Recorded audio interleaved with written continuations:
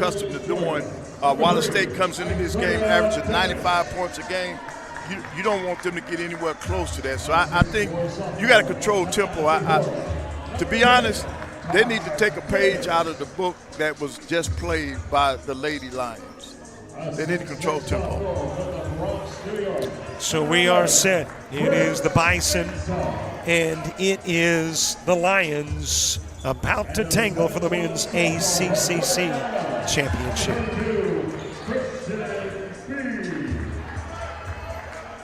The Bison are coached by William Brown. And now let's welcome the starting lineup from Hanceville, Alabama, for the Wallace State Lions. A 5'10" sophomore from Carrollton, Georgia. Number 5, A.J. Johnson. A 6'1" sophomore from Tuscumbia, Alabama. Number 10, A.J. Anderson. A 6'5" sophomore from Columbus, Georgia. Number 15, T.J. Cochran. A 6'9" sophomore from Hanceville, Alabama. Number 23, Christian Thompson. And the 6'3" sophomore from Wallace, Alabama. Number 30, John Page. The Lions are coached by Herman Key.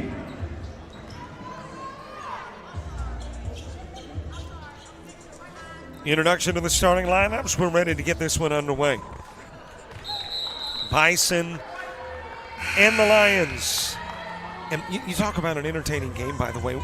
These teams in the semifinals, Southern Union, big win. Lions, big win. Those were entertaining games, too. Yes, they were. Yes, they were. That's why I expect this to be a very exciting basketball game.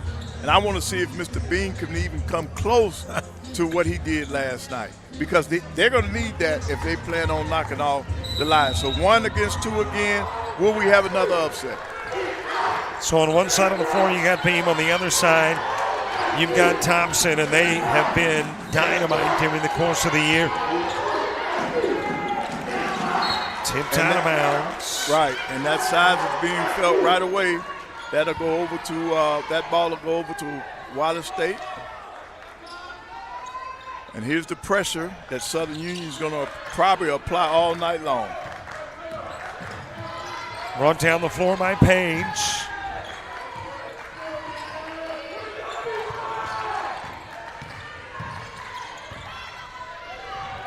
And they go inside, and that's Thompson with that one. Christian did a good job of sealing, using the rim to seal Beam. Given out front, Dennis off the rim, rebounded by Francis. And that tip in was good by Davis. And what about the three-point shooting last night by Wallace Hanceville? I mean, they were just electric from behind the arc. Right. I mean, you had that competition between Johnson and Anderson. Yes, yes. They really shot lights out last night. Did they leave any in the tank? A.J. Johnson with it, gives it over to K.J. Anderson. Anderson with a miss on the three, rebounded by Cochran. Right, now rebounds, in order to keep them from shooting the threes, you got to rebound the basketball when they do miss. 2 apiece, Bison in possession. Whips it down to Bean. Bean got hung up, he was looking for a foul. Referees say play on. And that's Thompson beat them down the floor. That's why you can't relax after you score, turn the basketball over. You got to get down the floor because Wallace is coming. Bison with Dakari Francis, Isaiah Dennis, Taj Davis, Prince Minson, Christian Beam on the floor. Lions countering with AJ, KJ, and TJ.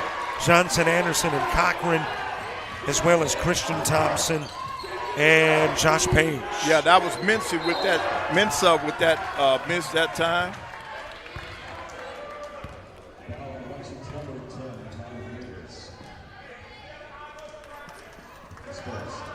Yeah, they're going to get Davis on that foul. sophomore, averaging 14 a game, one of 3 double-digit scores. Lions to put it in play. Page to Johnson. Anderson for 3. And he started the competition. All right, he likes coming off of that curl, and he's coming up shooting. Francis to Davis. Down low to Beam. And Beam's Thompson gonna will draw pick that up the shot. foul. Now, Thompson cannot afford to get in foul trouble.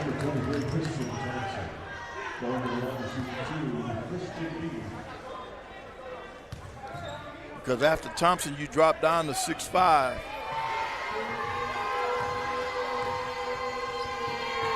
Beam is a 62% free throw shooter.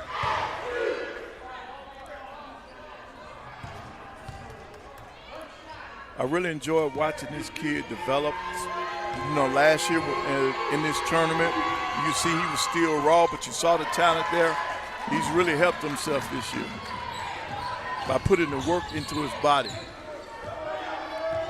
Johnson with Francis defending.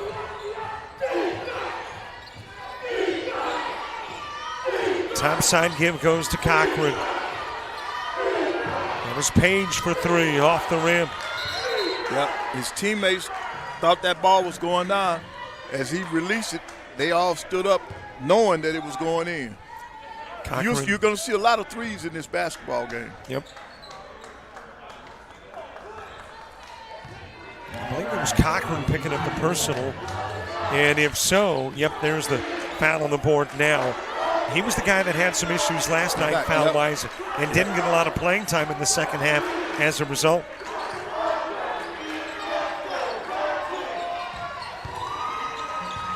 That is Mensah. Mensah's showing you all 3 levels of his game. We know he can score it on the inside. He can step out and shoot it also.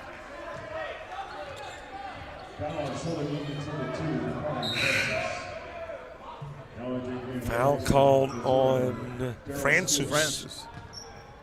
Right, little tic-tac foul, too far from the basket. You want to save that? Save that foul for later. In play to Johnson.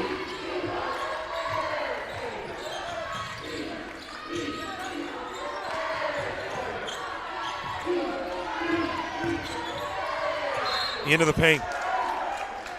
And the foul is committed by Darryl Stewart.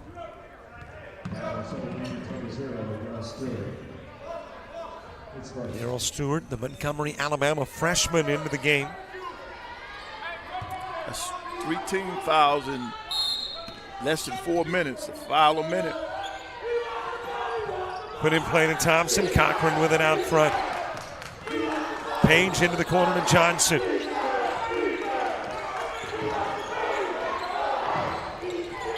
Johnson shooting the 3. Still warmed up from last night. Of course, last night it wasn't just an outside game.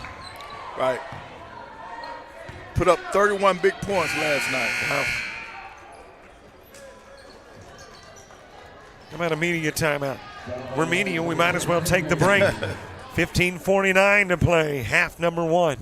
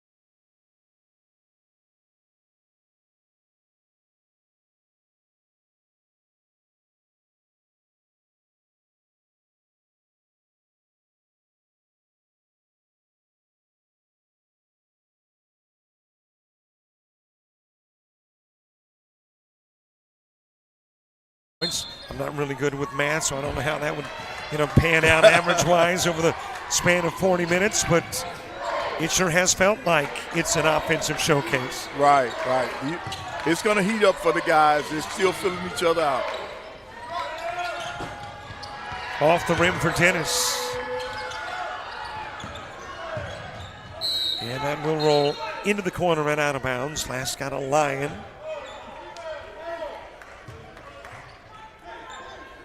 Good looking, another first-year coach for the Lions. Joseph Simmons for the ladies and Farron Key for the gentlemen. Both very successful in their first year.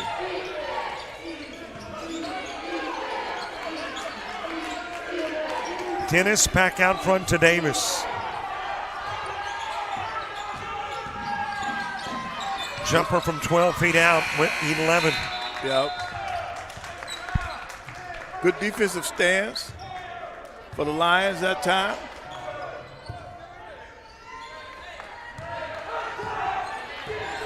Now they're coming with the three-quarter court pressure. Cochran and Beam will pick up the foul. Yep. Cochran knew he had to attack. They sat and watched the game last night and watched Beam put them 11 shots into the stands. Good strong move going to the basket. Beam with a triple-double last night. 11 blocks, 11 points, 16 rebounds.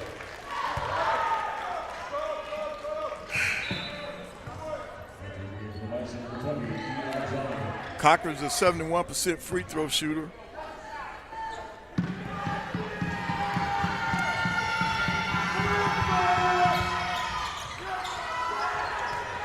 Had 5 in one meeting, and in the second meeting between the two had 19. That'll drop in for Dennis. 3-point ball game inside 15 to go in the half. Cochran. Oh, they're going to get him for a walk that time. He lost his balance. Put it in reverse.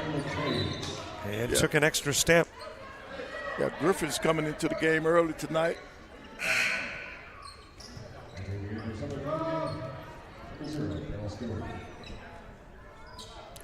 With Anderson and Johnson, Griffin comes in to spell both of them at different points in the game.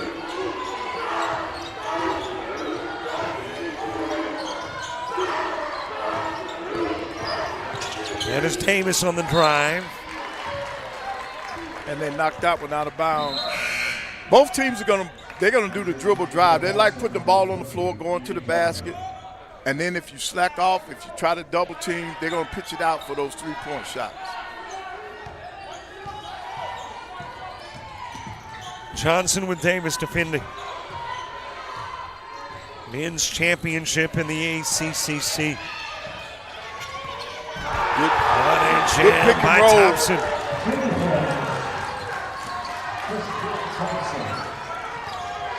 That's Johnson and Thompson.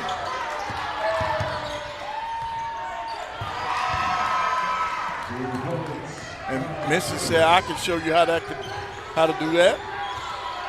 Johnson with a 3 en route off the rim. He hasn't missed many of those. Dennis taking it the other way.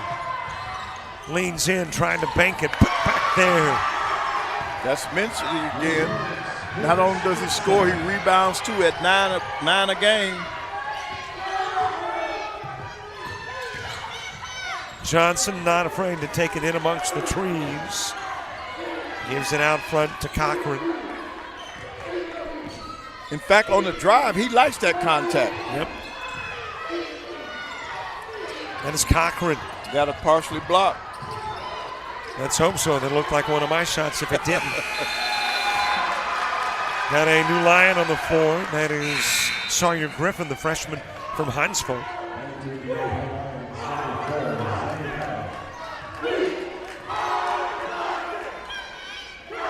Yeah, something that pretty you got to see more than once. Thompson with a jam. in amongst the 13 Lion points. Right, the Bisons are running out of their horn set. Three-pointer for Jonigan. He got hot last night coming off the bench.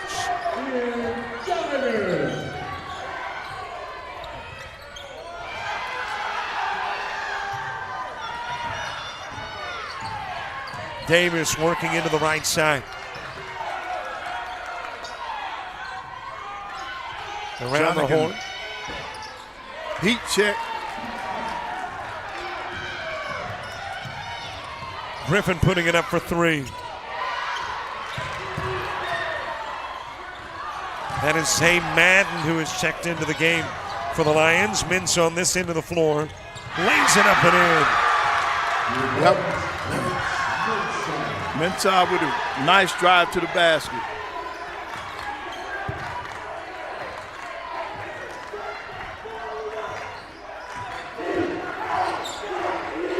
Johnson picking up the dribble. Gives it to the other page. There are two pages, both from Eufaula, both sophomores, both 6'3". I think it's safe to say they are both brothers. Oh, yes. And the new page is Caleb.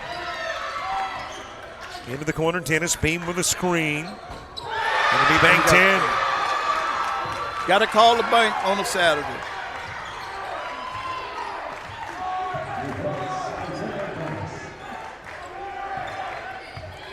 Drive by Cochran. I think Minchie may have get credit for a block on that one. Here's Dennis again. Southern Union's gotten hot. And they have taken us to the 11:04 mark with a 10-point lead.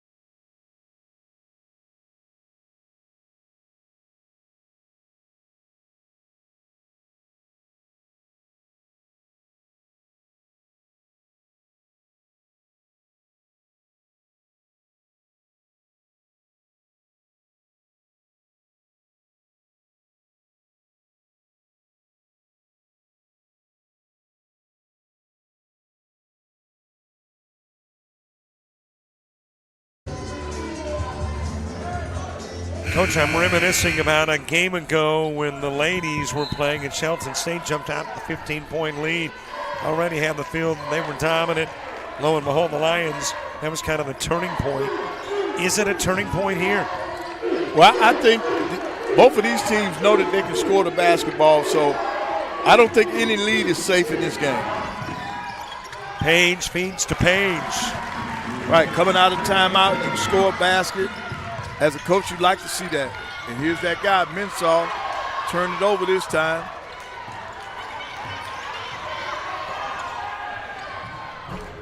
Page off on the three try. Cochran with it. And just rattled like in that, by Cochran. right. Two back-to-back baskets coming out of that timeout. 4 unanswered points. Jonigan with it. Sending it down low to Mensah. Blocked by Thompson. Mensah got it back. Right, stay with it. That's why the guy averages 9 rebounds a game.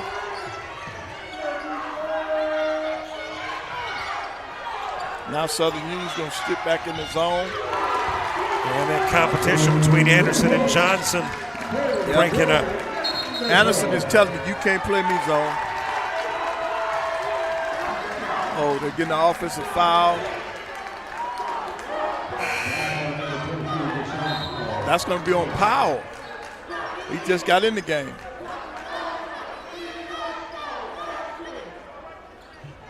He is not a happy camper. No, but he had a couple plays like that in last night's game.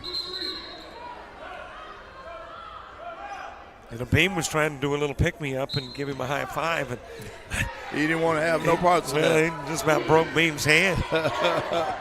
He gave him the 5, but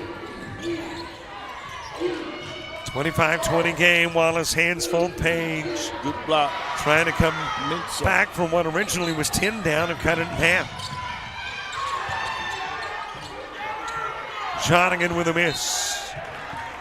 Not a bounce, and now to go over to Wallace of Hanceville. So see, they've weathered the storm. They've cut it in half. That 10-point lead. Johnson to Thompson. Call a legal screen. They went Cochran for that. And that's his second. Well, Farron Key is pleading his case with the official.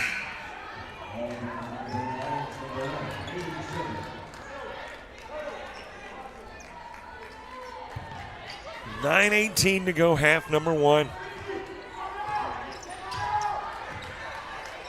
Men's basketball championship in the ACCC.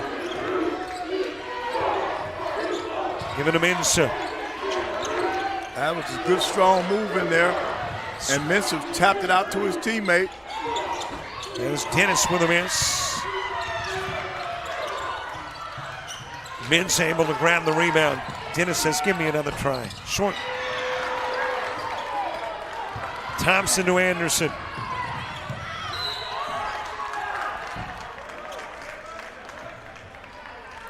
They're going to get Stewart that time for, they caught him with his hand in the cookie jar, trying to knock that one away. Coach, I was wondering how long it would be until you brought up food. Cookie, chicken, bunny. So what's the other one? Mouse? Oh, no. Hey, look, now the bunny's not edible. Not food. Yeah. We're not eating the bunnies now. In some parts of the country. Yes, they do. Over goes to Page, shoots the 3, rims it in and out, Beam with it.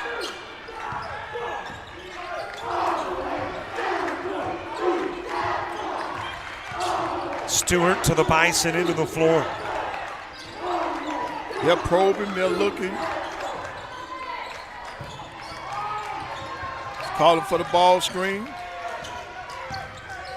Dennis putting up the 2-point jumper, a little too strong. Rebounded by Mensah. Another rebound for Mensah. He is always near the basketball. They're going to call that white ball, but Coach wanted a foul on that one. Coach Brown said, yeah, it might be white ball, but they pushed us out. 7:58 to go in the half. It was 10. It is now 5. The Bison lead.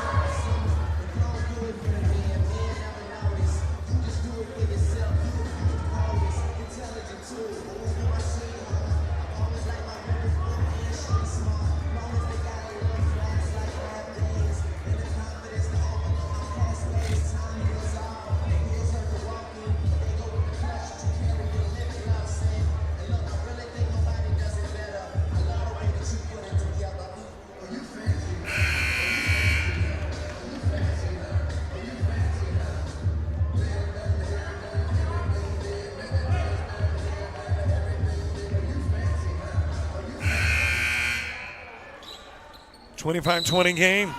Man, I just can't help but reminisce again about the previous game. Here's the Lions coming back after a double-digit deficit. Right, but both teams have been at 25-20 for quite some time now.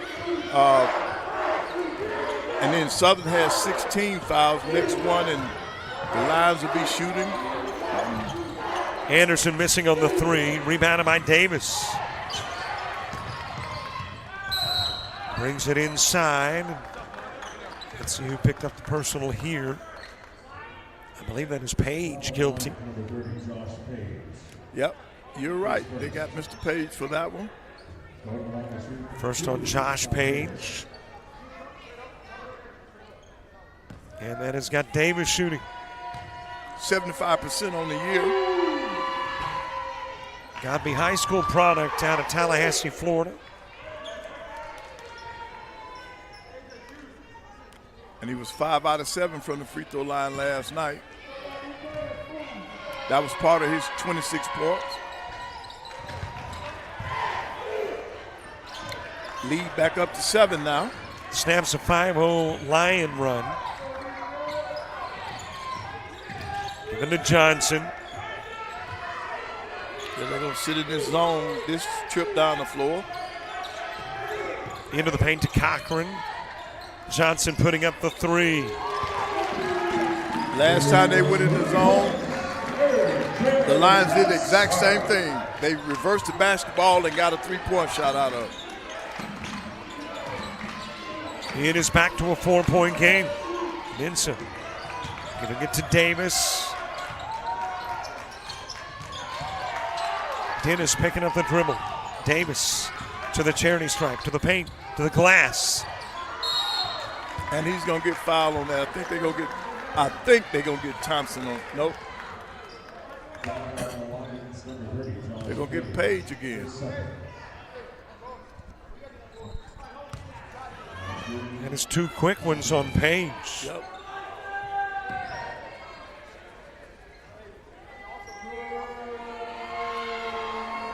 Couple of meetings between these two in the regular season. Lions win one, 196, win the other, 92-79.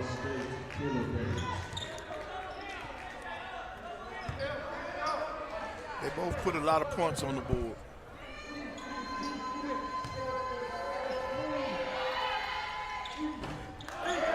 Dennis 1 out of 2 that time. Wasn't able to capitalize on both of them. Inside 7 to go. Half number 1, Anderson. That's Cochran from 3. Off the rim. Thompson. Thought he was going to bring it back to the glass, but Beam changed his mind. Page off on the 3. Another rebound by Thompson. And he's going to draw the foul. That's a Davis reach. Yep.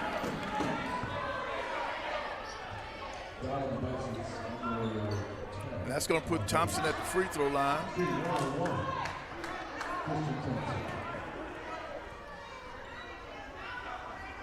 %50 free throw shooter.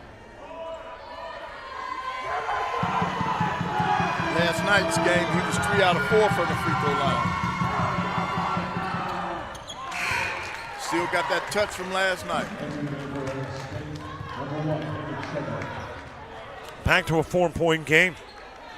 Thompson in one meeting, 18 points.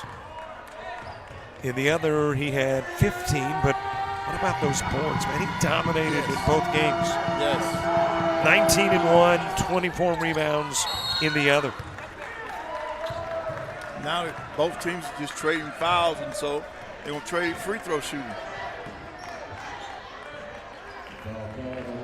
That is another Page foul, but the different Page, Caleb, not Josh.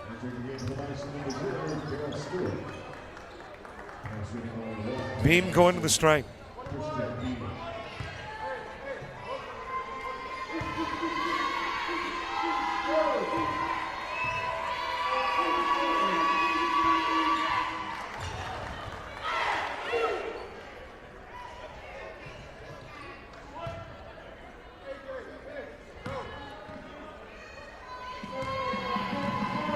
Beam trying to stretch it out to a 6-point lead. It will stay 5 as the rebound is snagged by Hayden Shadrick into the game, offending City, Alabama product. Anderson off the rim. Right, the tempo of the game has slowed down for both teams.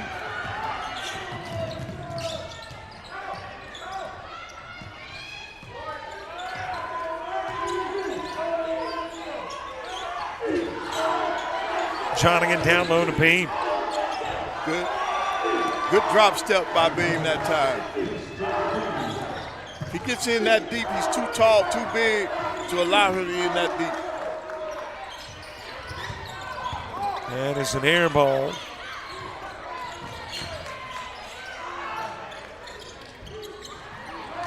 Thompson with another rebound. Oh, they're going to get Mensah, and that's going to be, I think that's going to be a 3-shot foul.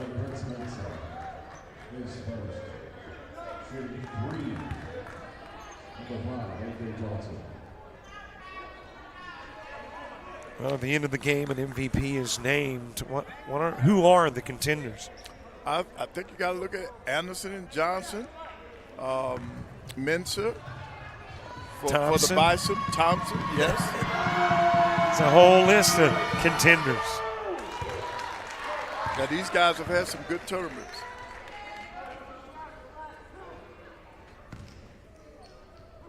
MVP in the ladies' game, by the way, Deja Mercer of Wallace Hanceville.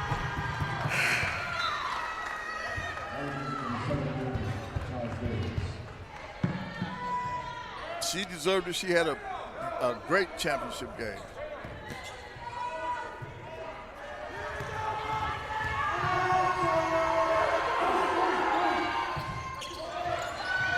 Misfiring is Johnson, rebounded by Davis. Tennis off the rim. Anderson going the other way with it. Into the corner, Johnson. That is Anderson for three. Those two guys work well together. They find each other. They look for each other. And it's a one-possession game.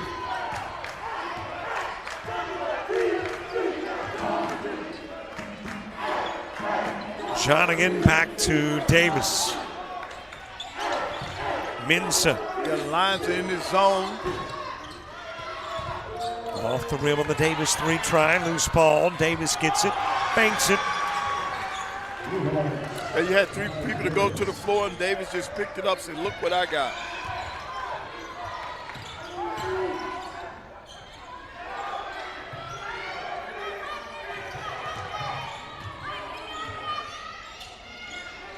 Johnson back over to Anderson. Jonigan defending. Anderson backs it up. That is Page for three. Good ball movement that time by the Lions. It's not just Johnson and Anderson who can drop in the threes. Yeah, you got to defend all four people when the Lions have the basketball. Now they're going to sit back in this zone, and Mensah is attacked it in the middle. And a jump ball. Possession arrow takes it to the Lion into the floor with an opportunity to tie or take the lead.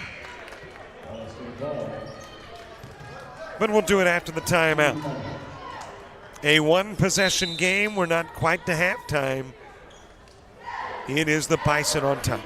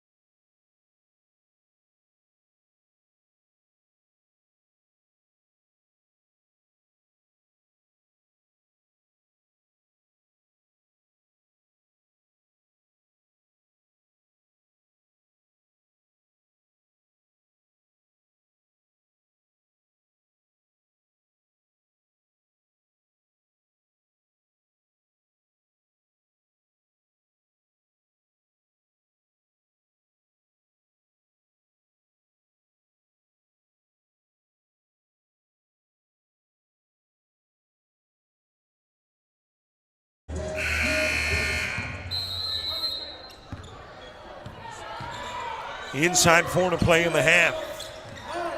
In a 2-point game of the Lions with a chance to tie or take the lead. Right, both teams are going to be pushing to try to get this momentum going into the locker room at halftime. Brought down low by Johnson, and Johnson the bucket. Did a little push-up to boot.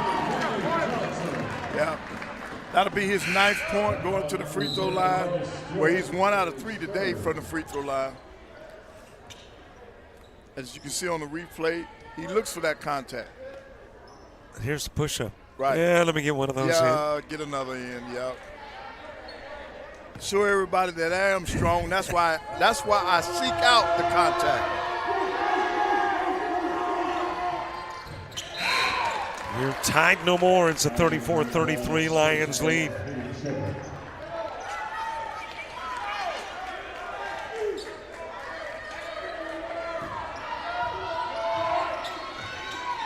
Well, if we gave out the MVP through a half a game, and really yesterday's game too for Johnson. Yes. I mean, he's my guy. Yes, I agree. But you still got to have to go.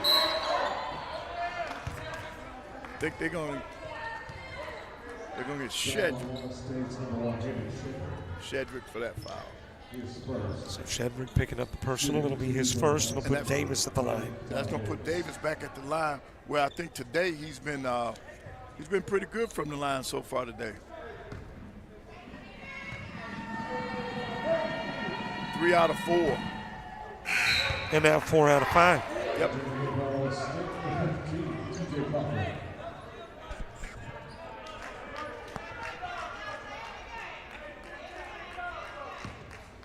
One more from Davis. Leaderboard's got a new name. Now Southern Union on top. Okay. As the lead seesaws back. And here's Southern Union coming with this 3/4 court pressure. Kari Francis checking back into the game. Dennis able to steal it away. Takes it to the glass. Banks it. In and out. In and out on it. And another steal. It was the behind the back that cost Anderson. Yeah, that's good on the ball defense. Anderson for 3 off the rim. Francis with a rebound. Dennis whipping it to Mensah. Mensah on the skip. Shot again. Great ball movement by the Bisons.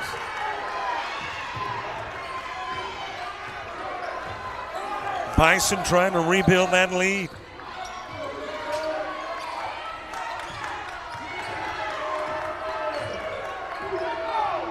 Johnson left of the key. That is Page for 3 off the rim. Beam grabbing the rebound, kicks it over to Francis. That's Dennis taking a step back. Shotting it again.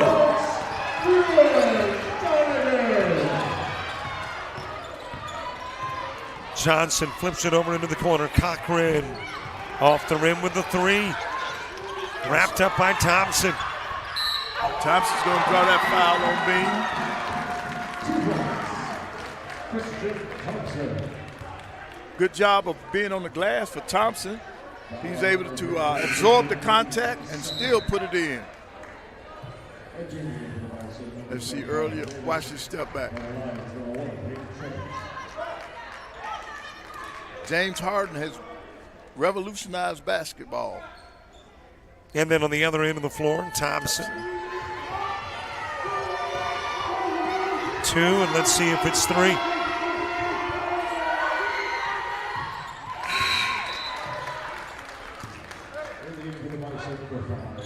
Beam coming out of the game. Right, you got to pick up that second foul. You don't want to get the third one with only a minute 43 left in the half. That is Trayvon Palmer checking in.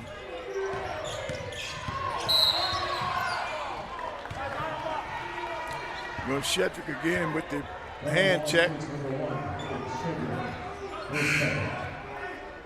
2 Shedrick fouls. And Prince Minsa going to the line.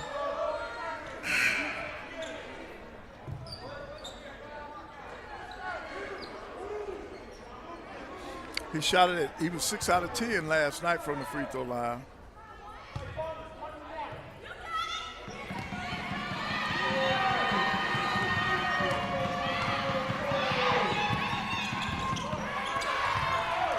Short on the front end, the 1-and-1.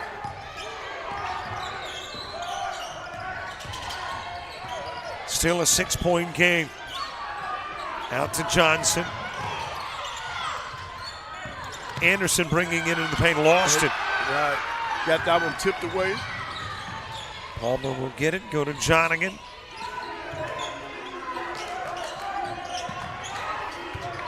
Jonigan has hit his last 2 baskets. Off the rim.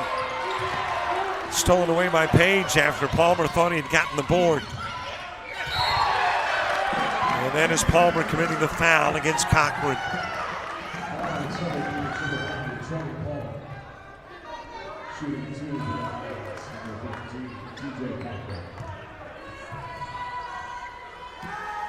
Cochran at the free throw line on the season shot it at 71%. You can see the foul this time, making sure that he didn't get that ball up to the basket. Less than a minute to go in the half. In a 43-38 game.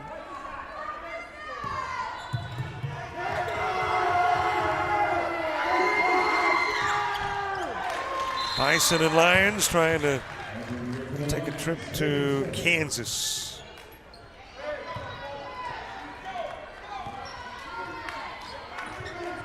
Put in play to Davis.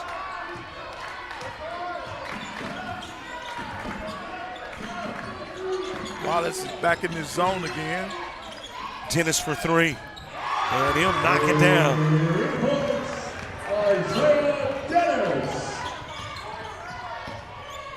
Johnson, the lane clears. It looked like the Red Sea. Depart. Yep.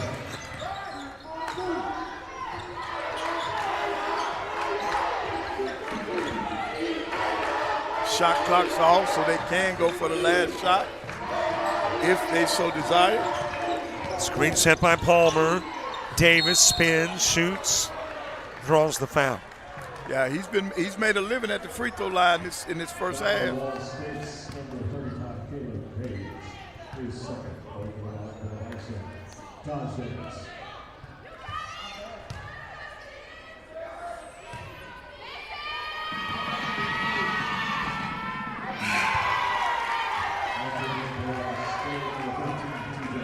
Second Davis miss at the free throw line.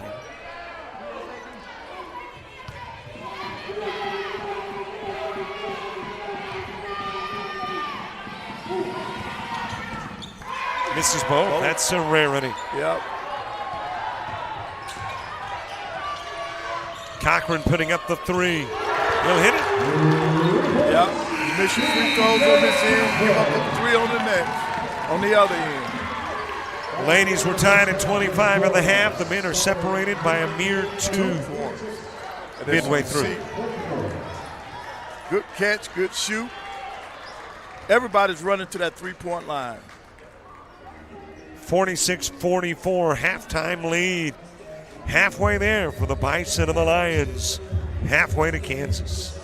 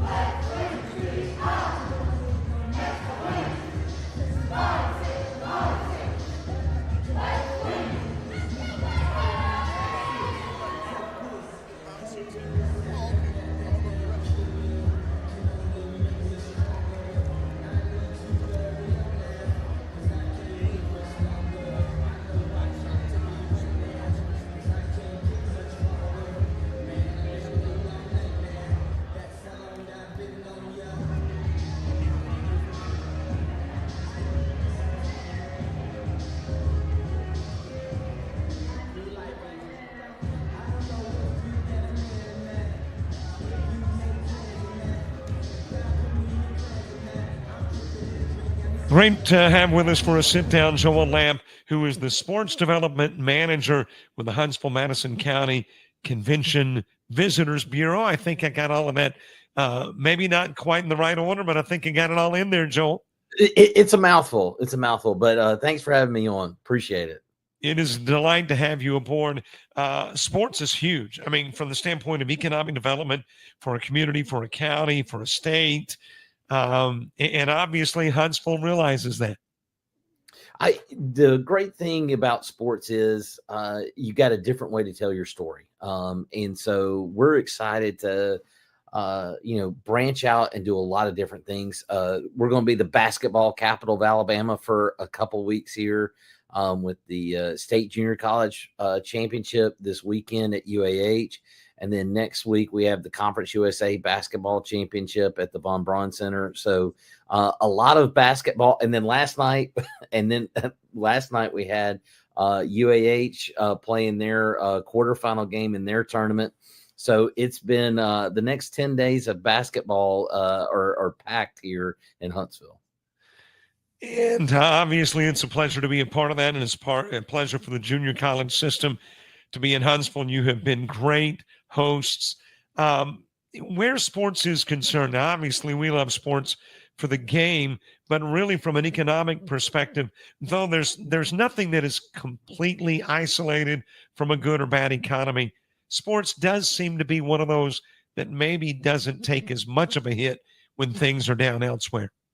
One of the things we've talked a lot about nationwide in the sports tourism industry is the fact that during COVID, sports was the first thing that came back. And sports is kind of that one thing that will always be there. You can always count on it. You've got moms and dads who are not going to give their kids that experience. And so from our standpoint here in Huntsville, we've got a great baseline of youth events. And that's the bedrock foundation of what we do from a sports tourism standpoint. We want to bring all these kids in and have their parents experience Huntsville and realize how great of a place it is to live, work, and play. And so with that kind of the baseline, then we're able to start adding a little piece and a little piece on top of it, whether it's the basketball tournaments we've got coming up. We've got some golf tournaments later this year. Soccer is a huge opportunity for us. And then we found that there are some riches and niches. And we found some really cool niche opportunities for us with cross country. We've built, turned our old municipal golf course, which was hemorrhaging money, into a world-class cross-country complex. And we're going to run 12 events this fall. They're going to bring in close to $8 million in economic impact to our community. And which is hard to believe that a cross-country race can do that, but you get so many kids, and we've developed such a strong reputation in that sport. And these are dollars coming in to our community that are bolstering our budgets and being able to generate more tax revenue. So that way we're able to invest those dollars back into the community. So are you saying too, when I think of Huntsville, I think of space, but there's kind of a hand-in-hand relationship with sports and space. You get them here for sports, they go check out space. We've talked a little bit more about this locally the last couple of weeks. Is we've cornered the market on space.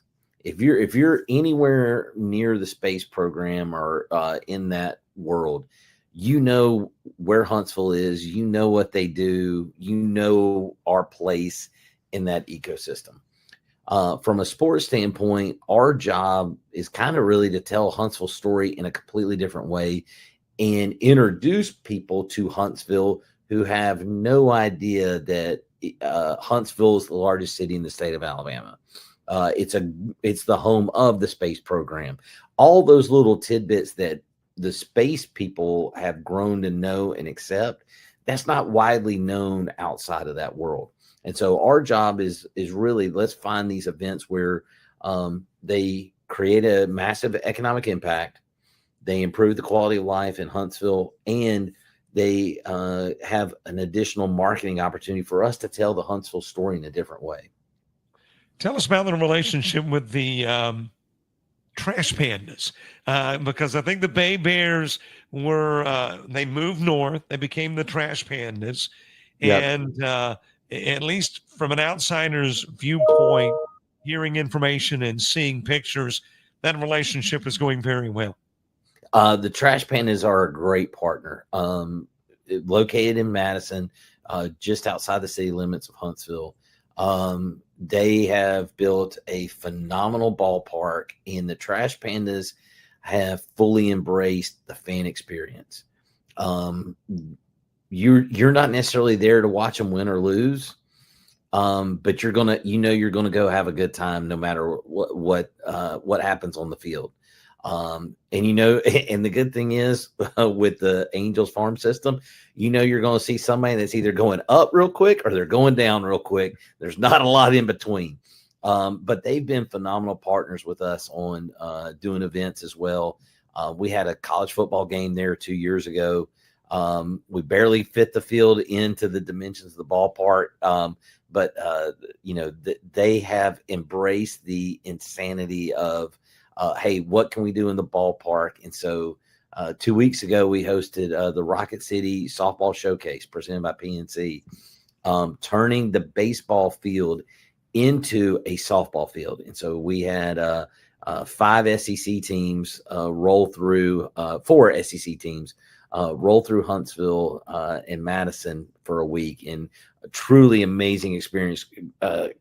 Phenomenal job by their grounds crew, turning that venue into the premier softball experience in the country. It was really a cool event. And it was also cold because we scheduled it during the worst week of February. Well, okay, now you piqued my interest in regards to the football. It happened a couple of years ago. Who played, and will it happen again? We had UNA play Jacksonville State. And so the cool thing about it was we played in one direction. We missed the safety margin for both end zones by 5 feet. And so we shifted the one end zone that the teams didn't score in down a little bit closer. And so we would kick off, go put the ball down at the other end of the field. They drive towards the first base dugout, score or punt, and then we take the ball, go back and do it all over again. And so I was really hoping, the funny thing was we had to put both sets of goalposts up. And we were really hoping we'd get a defensive touchdown so somebody would go score in the end zone that we couldn't use. Mm-hmm. And then we'd have somebody kick an extra point out and like to Jay Alexander's restaurant out behind left field.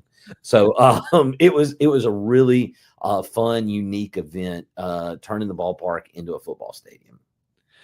2 questions in regards to what's coming up. What is coming up soon, like say maybe this summer, this year? And then what do you see that lies 3-5 years down the road for the sports program there? We've got a packed 2025. This is there are certain days I walk in, I'm like, what did I do with the schedule? I should have. This looked really good when we got it, and now it's like, oh dear Barbara, what have we walked into? So we got the basketball tournaments coming up this week, next week. We've got Major League Fishing's Red Crest, which is their version of Bassmasters. We're hosting that the first weekend in April at the Von Braun Center. That'll take over all of downtown. Then later this summer, we've got our USA Track and Field Masters National Outdoor Championship. So athletes that are ages 30 and up will compete in all the age categories, events, everything for 4 days. And so the school board has made a really big investment in the Milton Frank Stadium to be a track facility, a big time track facility. And so this is our first foray into the track world in a big way. And so we're excited to bring more than 1,000 competitors in July for that event. And then we're doing a lot of cross country stuff. We're working right now we're working on the opportunity to create a night cross country race. We've done every sort of race possible at the cross country complex. We haven't done one at night, and so we're working on a plan right now to finalize being able to race at night and have the course lit up. To the second part of your question, what's 3-5 years down the road? 2027 is a kind of the big year where our whole plan is kind of really led up to. We're hoping to have a return of a conference basketball tournament in March, a major softball event in May, come back in June with the World Amateur Disc Golf Championship.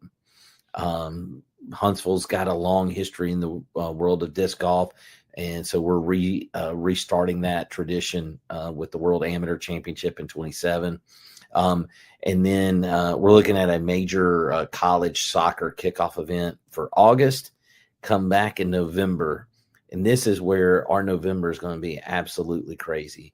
We will have a beach volleyball national championship first weekend in November. We'll have the Division I cross country regionals. We'll have the Division II cross country national championship. And then we'll come back just to top it off. We'll have the Division II men's and women's soccer Final Four.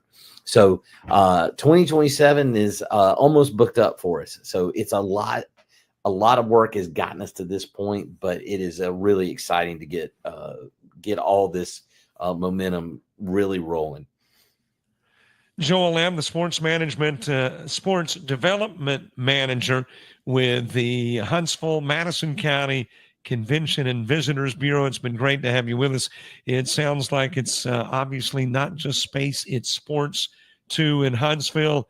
We appreciate you talking with us, and we look forward to another chat soon. Thank you. Appreciate you having me on.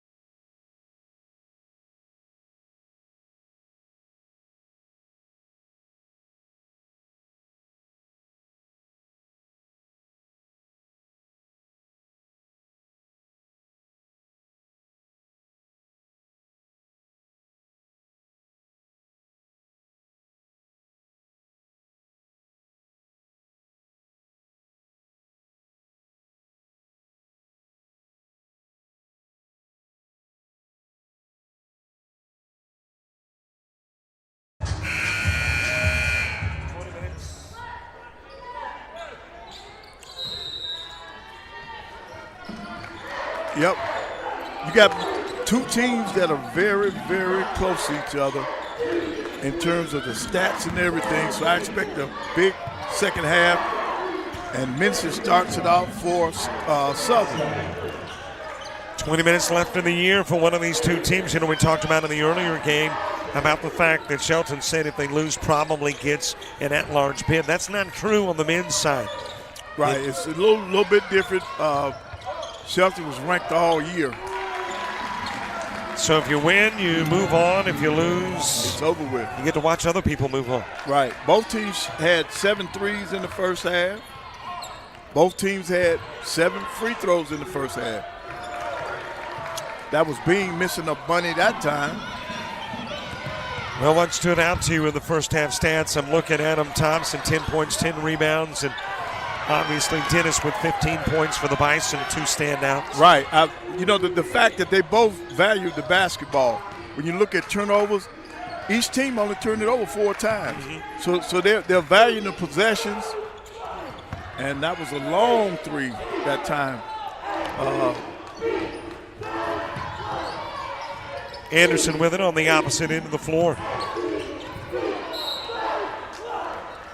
And you'll have 4 turnovers in the first half, and you start this half off with a turnover. Jonigan starting the second half, but he'll come out of the ball game. Checking in now is Darryl Stewart. Right, he probably came out because of that shot he just took. The 3-point shot was it was too early in the offense, and it was too deep. Sent to Beam. I don't know if Beam was anticipating the pass. I don't think he was ready for that pass. He thought the ball was going somewhere else. Minson with a pull-up from outside of the paint. Rebounded by Beam. And he got it. He got a foul on it. Thompson thought he had that one.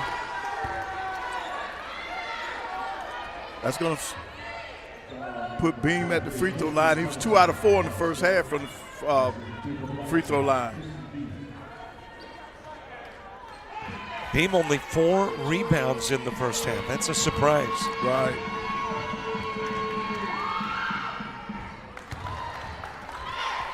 Part of that is because his matchup is away from the basket. He's defending away from the basket.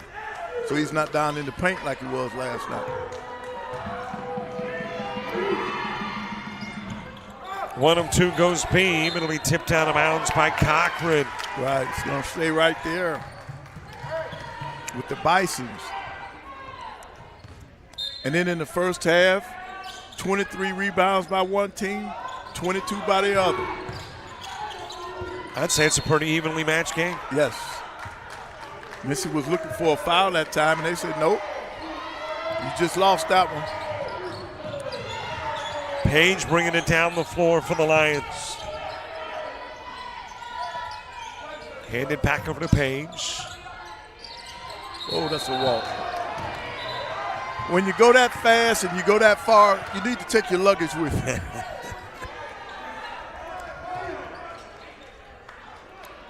Inside 18 to play in the game.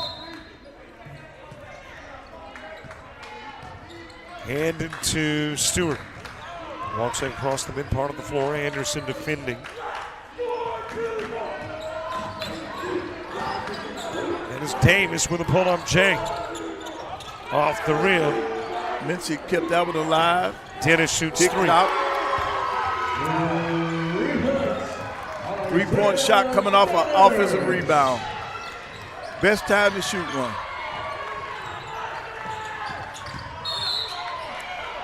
And whistle and foul on the AJ drive. Yeah, they're going to get Stewart that time. He's trying to cut him off a little slow at getting to the spot.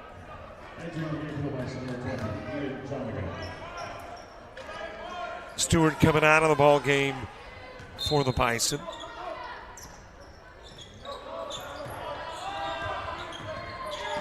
Johnson with it. Handoff goes to Thompson. Down to Cochran with Minson defending.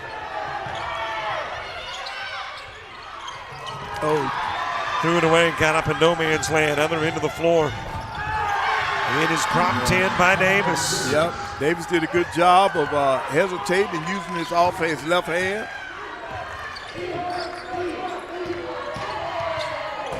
Johnson with a drive. And see, Beam in that situation, he did not have to bring his body into it because he's got the height advantage. All he had to do was extend his arms and pin it to the glass. And that's his 3rd foul. AJ, a.k.a. Arthur Johnson, headed to the line.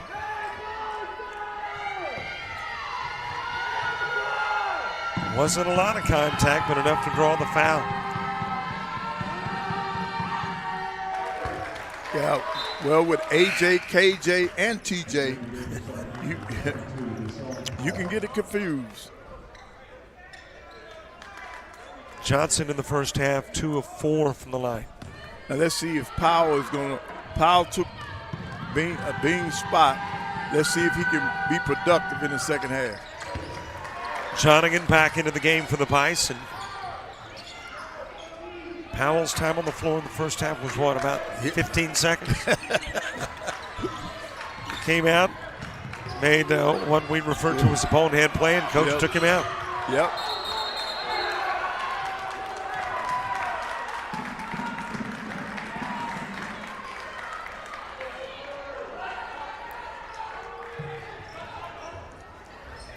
Foul committed by Mensah. Now, I know for a fact that Powell played in the first half.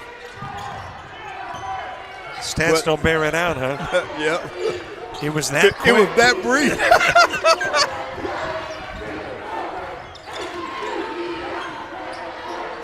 Loose ball picked up by Thompson. That's Page. Off on the 3. Yep, they're going to get a hold.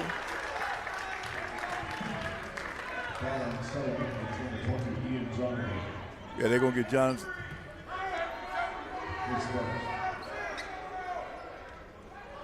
Yeah, they're going to get Jonigan on that hold. His first foul of the game. Page to put it in play. And there's Powell. Powell's going to get that foul.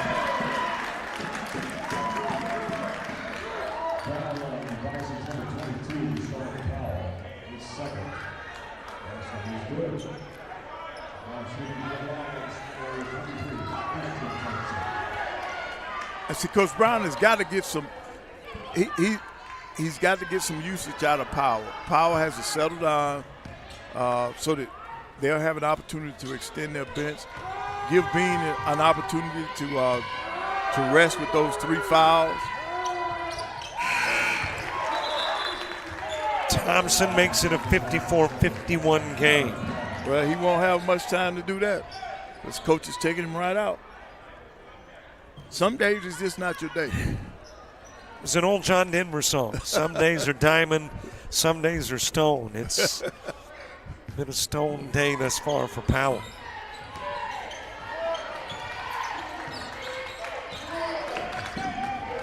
Put into the game is Trayvon Palmer.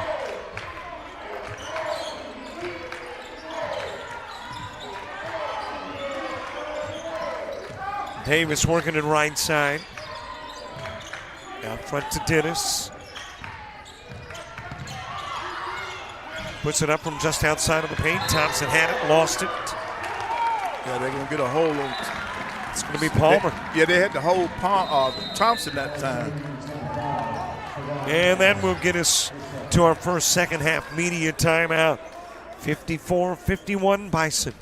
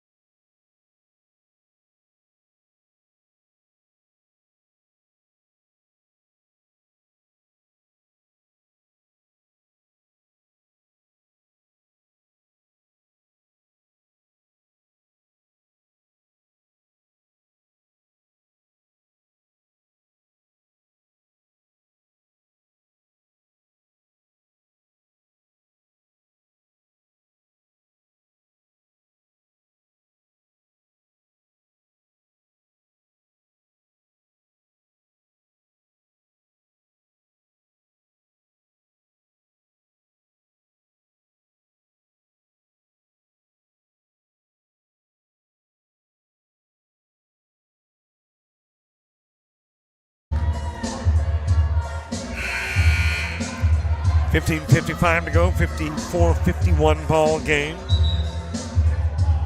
Biggest lead of the game, 10. It came at the 11:07 mark in the first half.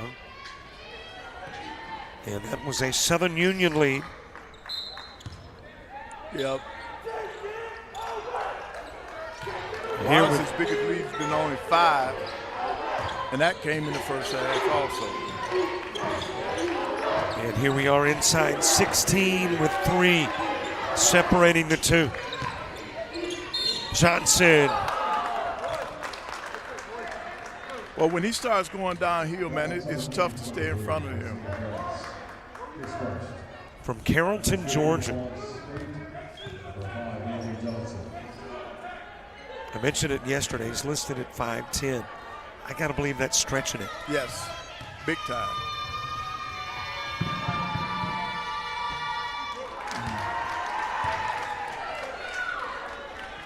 And that's unusual for him to be missing this many free throws, because on the season he shot it pretty decent. Wasn't happy with himself. Goes 1 of 2. Give it over to Minso.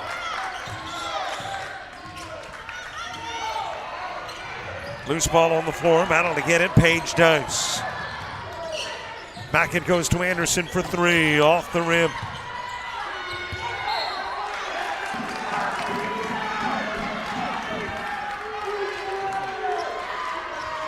Out of bounds off the Bison. Lions put it in play. Yep, they got an opportunity to tie this game or take a lead with a 3.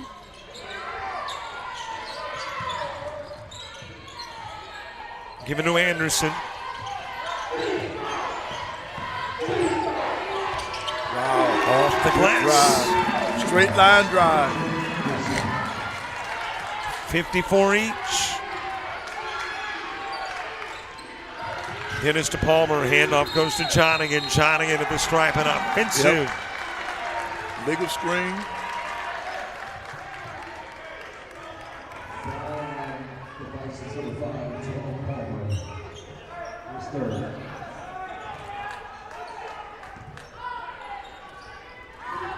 Johnson with it, a chance for the Lions to claim the lead again.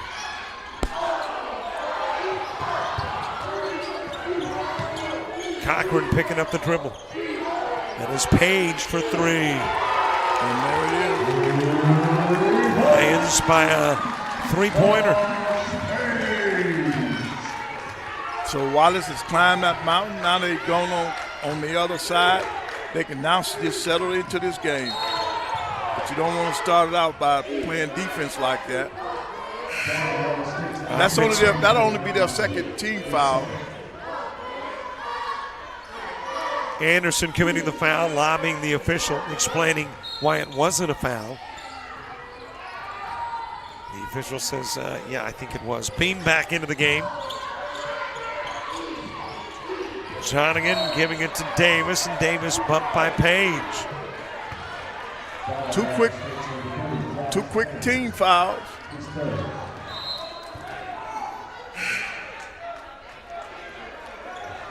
Griffin coming into the game. Page will go out.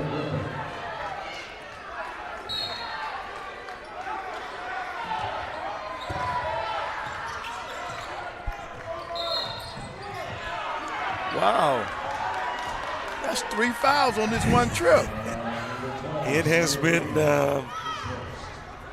called tight. Yeah, they're trying to even this thing up. Southern already had. Now does somebody get a technical? Yeah, I think they just gave Coach a tech.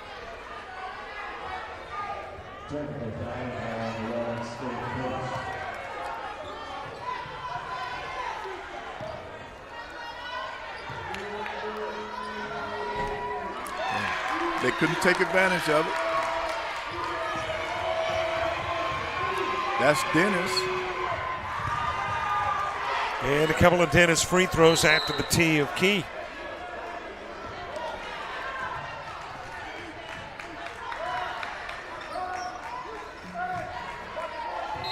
Bison with possession in a 2-point game. Over the shoulder of Davis. Oh, offensive foul. And they don't review it in JUCO. They don't, But except at the national championship level. that was above the head. That would have been a flagrant 1. above the shoulders. Clock ticks down inside 14. See, Southern's got to be able to defend without fouling. They already have 18 fouls. Anderson's lean in, not there. Battle for the ball. It is Mensah who stepped out and then banged it against the Lion. Yep.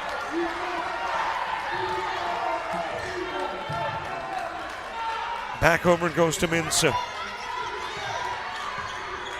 Bean coming up for that ball screen. Dennis to Davis. Back over it goes to Dennis. 2-point game, Lions. And now a tie game. Little teardrop.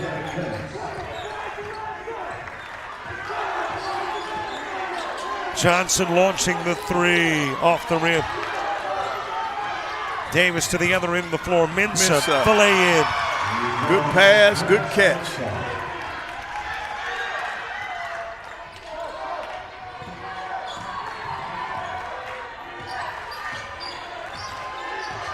Walk down the floor by Johnson. Goes out to Griffin. Johnson on the drive. Good block by Bean.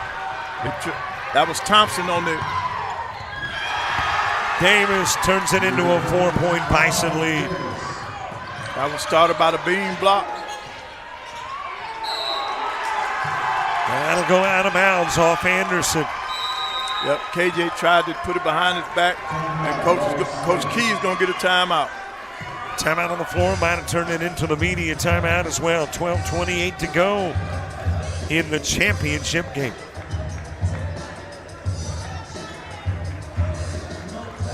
Yeah, they are going to use it as a media timeout.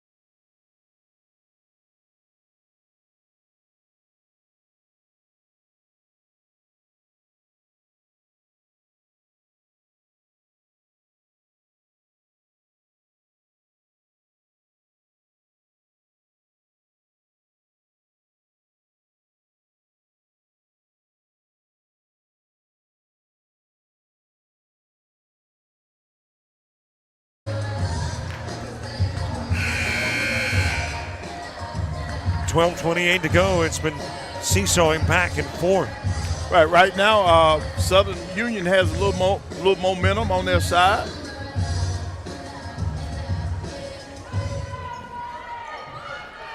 $12:28 to play. Johnigan to put it in play.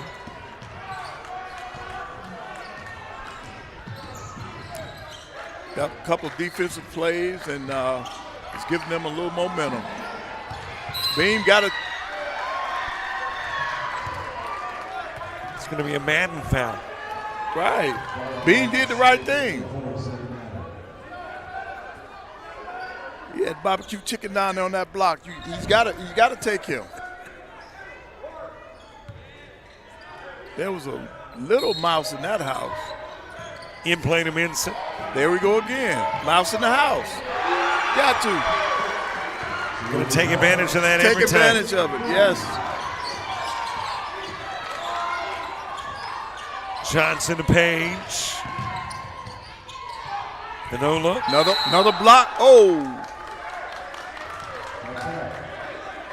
I thought that was a block. No, we thought we had a media timeout previously, but I guess we got one now. Yeah, see, anytime you call that first 30, it automatically goes into a full.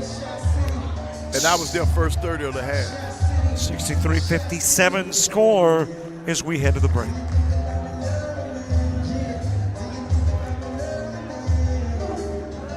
It was a wedgie. That's what happened.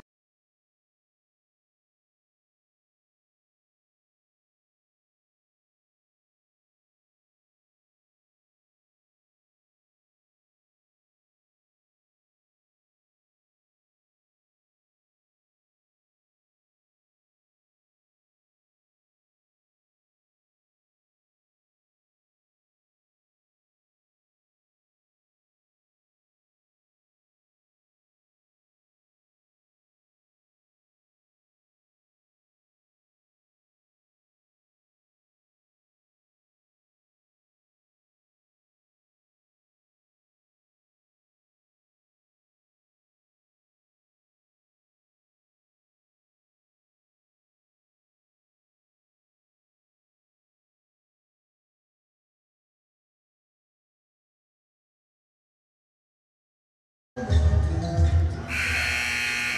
Coach, you're taking a gander at some stats. Oh, yes. You know, they're spreading the wealth around in terms of scoring the basketball. Great move, left hand by Thompson in the paint. Dennis putting up the three. He'll nail it.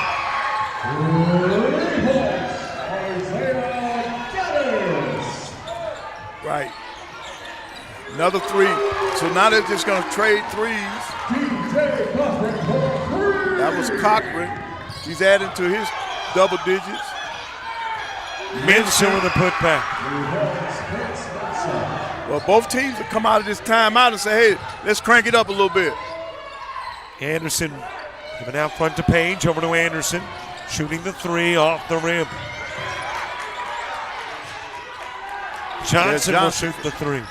It's off the rim. And Bean comes out of there with that rebound.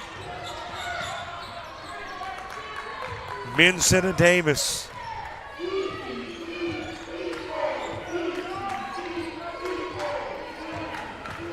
Coming with the dribble handoff.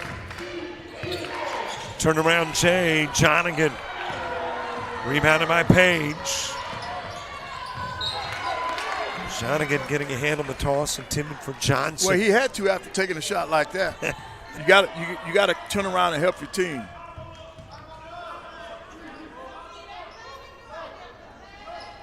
But when you look at the balanced scoring,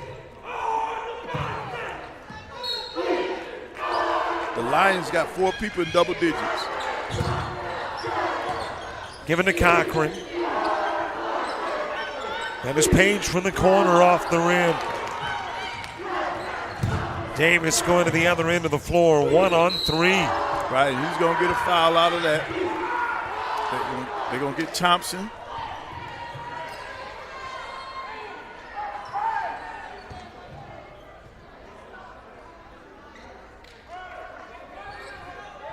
And it will be Thompson. Conversation between officials. Then the indication, a 2 and a 3.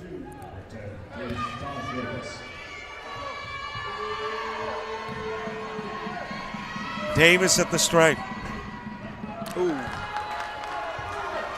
Yeah, the free throw has not been kind to him. He's that'll make him 5 out of 9 now from the free throw line.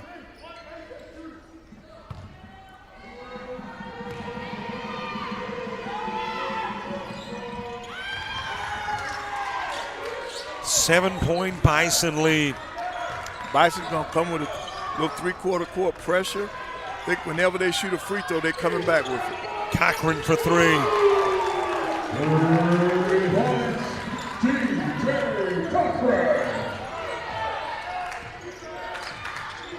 Davis into the corner to Jonigan. Lost the dribble. Anderson's got it. Go back to the guy that just hit it. It is Cochran into the paint. Beam will bump him. Bean thought he had that one. That'll be his 4th.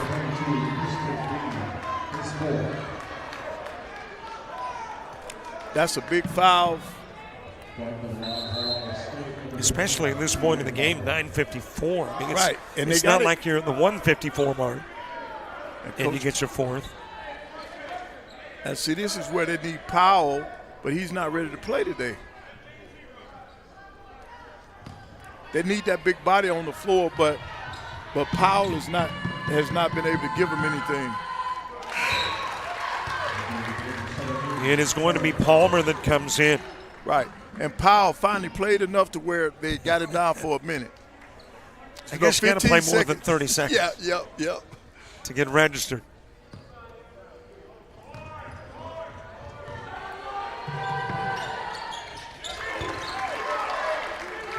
It is back to 2. Yep, every time a team, wow. Rattled in and out for Dennis. Tipped out of bounds by Thompson. That was long range. Now that was a Scud missile from way out there. Far reaching.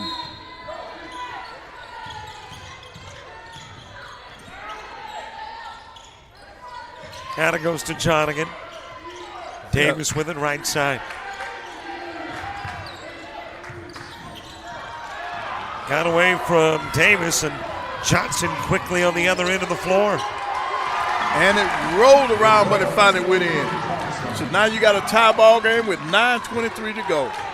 69 each.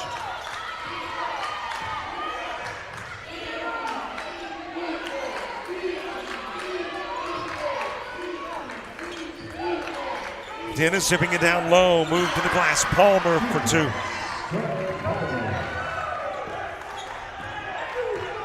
That's a good seal in there by Palmer that time.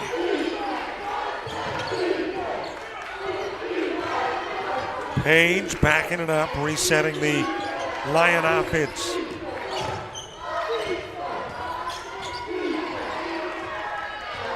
AJ, top of the key. Screen set by Thompson. High off glass, and he's flexing. AJ scored that one, and he flexed with it. Said, bring it on.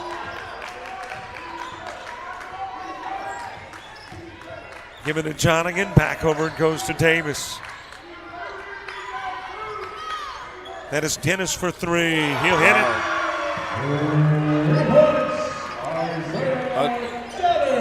Another Scud missile.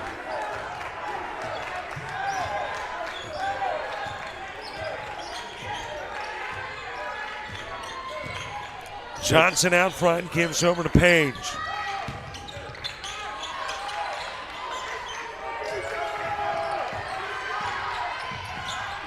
It's got to be the Anderson and Johnson show. Anderson with a drive. Anderson with a lay-in. Yep.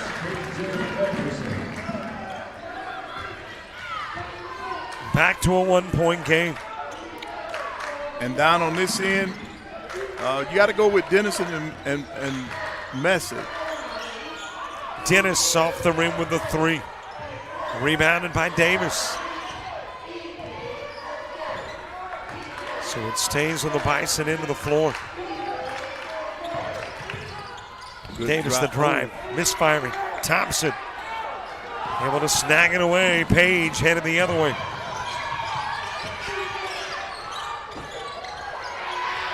Off the rim with the Johnson try. Good tough rebound in there by Palmer.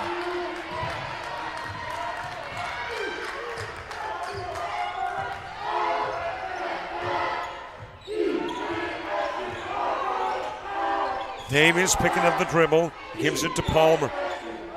They got to get this ball inside. Back it goes to Dennis. They bring it inside. Thompson with the rebound. Page waiting for teammates, brings it into the paint, off the glass. Through the foul, has a chance for three. That was a tough drive that time by Page. Watch him, he go to his left and put it up with his left hand.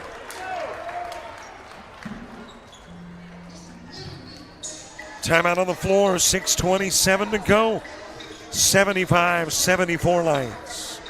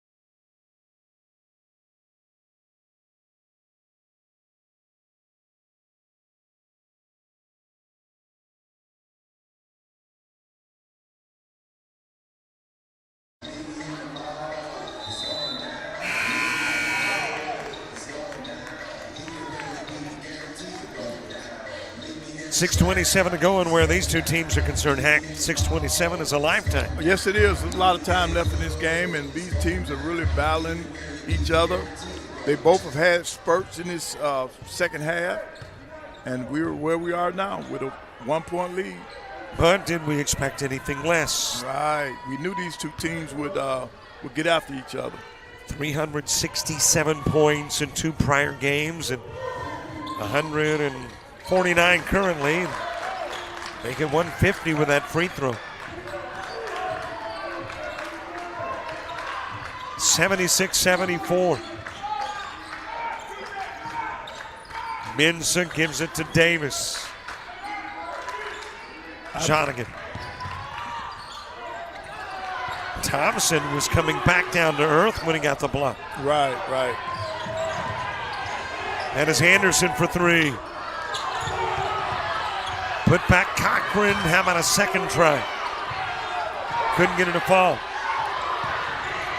Multiple opportunities, no Lion points on the possession. Right, and Bean tapped that ball out of there to get it out of that action. That's a smart play by him.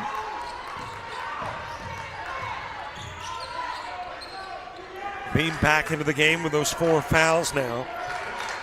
Right, it's crunch time. You got to have him on the floor now.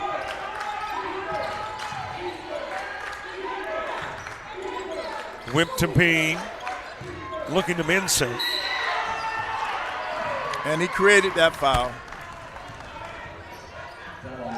Yeah, they wanted to do a high-low, but the defense was there and they couldn't pull that off. So Bean did the next best thing. He took it himself. 3 fouls on Cochran as Bean goes to the strike.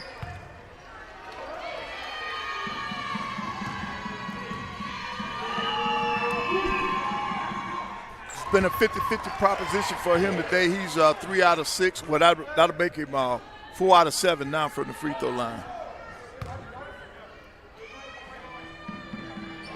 Bean trying to tie it up. Good And soft he touch.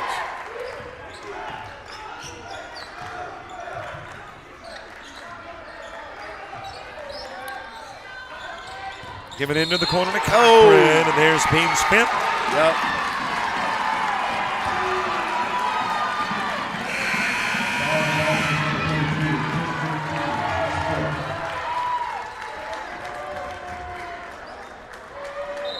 Wasn't much of one, but it was one. Right. And Coach Brown's going deep in his bench. He's bringing Grant Hickey in the game now. Grant hadn't played all day. Got into the ball game last night late. I mean, really late. Right. Like within a minute to go in the game. But he has no choice because right now they don't have faith in Powell. Powell would be the guy that would be on the floor right now. How big is that loss of Bean? That's real big because he's their intimidator. He's their rebounder. And he's lead the team with the 4 blocks today. So Beam out of the ball game, typically averaging 8 points a contest and nearly 8 rebounds. Grant Hickey with 3 points and 2 rebounds a game checking in. Right. Well, Bean got his 8 points for the day, but he only had 6 rebounds. But he had 4 blocks. That'll go off Hickey.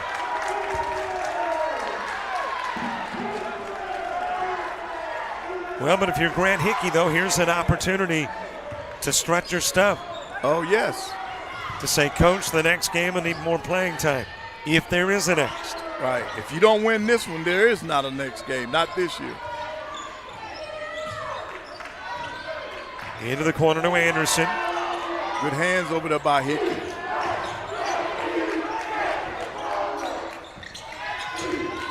Give it to Johnson. And it's Anderson for 3.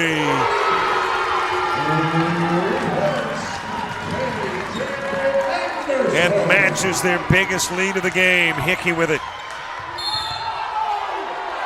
He's going to draw that foul because they could have got him for a walk.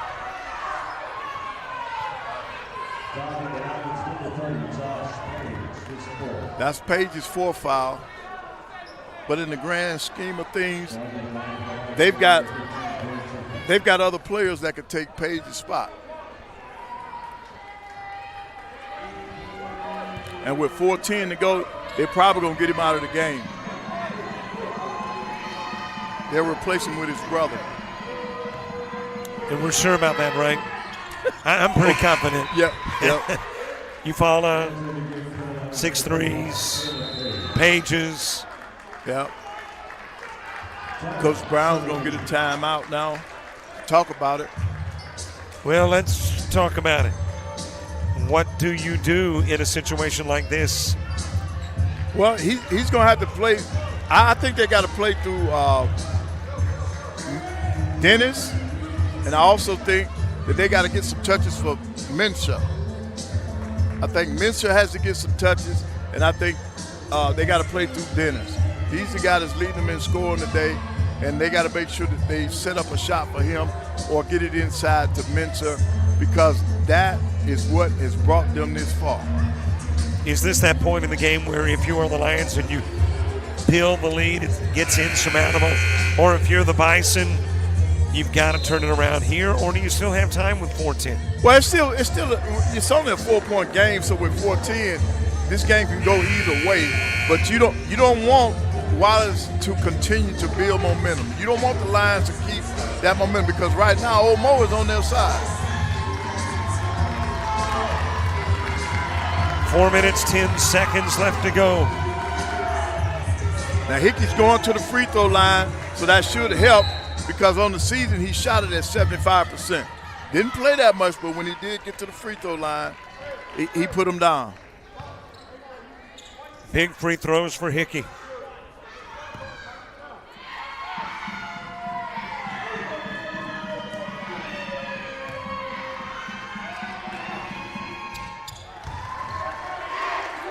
(81-78) game.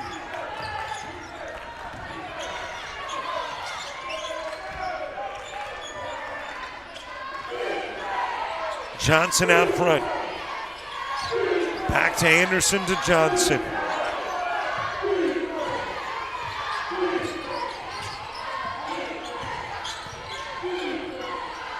That is Anderson, short on the 3 try. Thompson back to the glass. You see, with Bean not in there, he's just able to take over down low.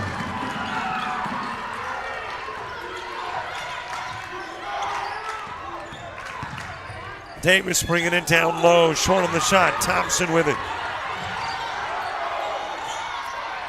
He's going to hand it the other end of the floor and was like, hey, I don't typically do this kind of thing. Right. Put on the brakes, gives it to Johnson.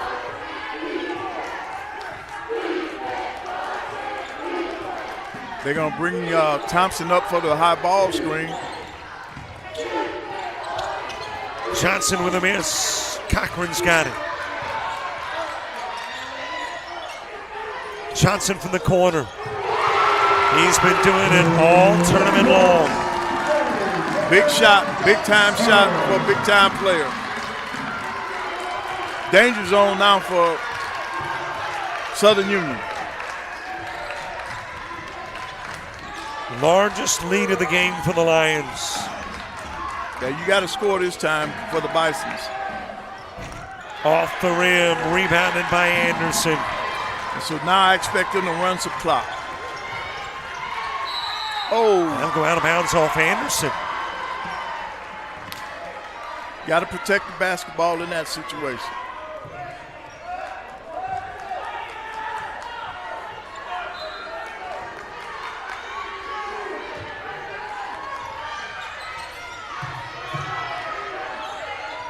Dennis to Hickey.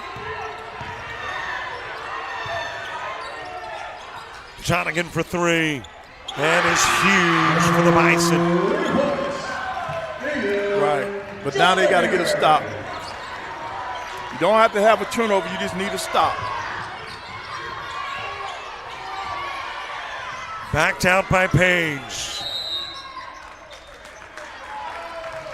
And a timeout on the floor. It's just a 30-second break. We'll keep it right here. Right. Coach Key is probably trying to settle his guys down and let them know that he wants to run clock, because with 17 seconds left on the shot clock, a minute 54 left in the game, they need to take that shot clock down. Now, if you're in the huddle over there with Coach Brown, they got to turn up the defensive pressure. Now that you got an inbounds pass, let's try to get a turnover off of this inbounds.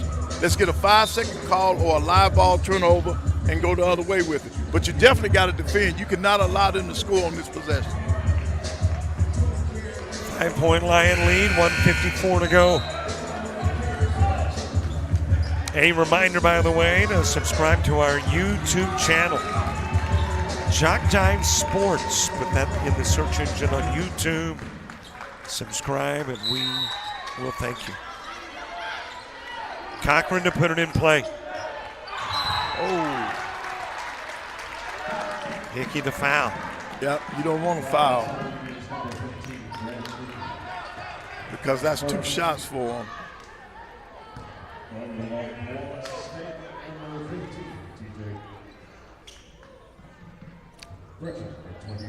That'll be the first on Hickey. And it'll have Thompson shooting. Yep, and he's 3 out of 4 so far from the free throw line today.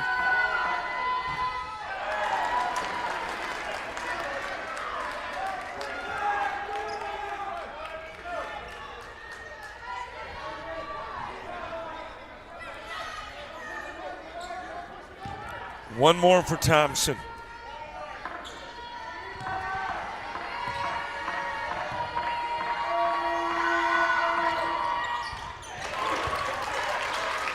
Still a 2-possession game, still lots of time to go. Dennis from the elbow. That's a big 2 for Dennis. It's a long 2-pointer.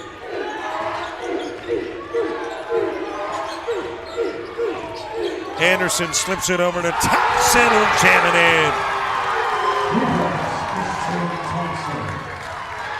in. With Beam off the floor, the lane is wide open. Drive to the glass. That is Davis. And it will prompt another 30-second timeout. This one asked for by Trey, a.k.a. William Brown. Right, because now you can set your defense full court.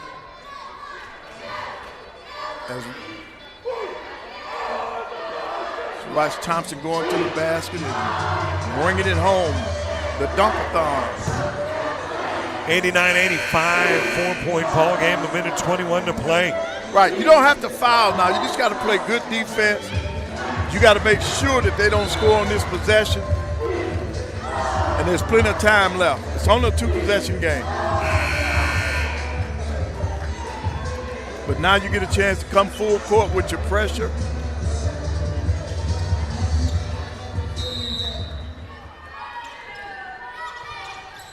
In play to Johnson.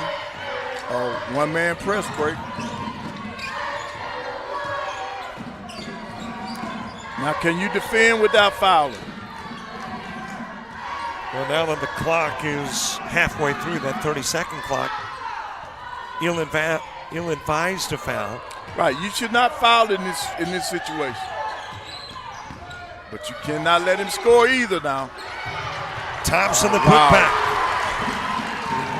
That's a big-time rebound that time. They need to find Dennis. Jonigan for 3. Rebounded by Thompson. Johnson's got it. Yeah, now they have no choice but to foul now. Davis will track Johnson down.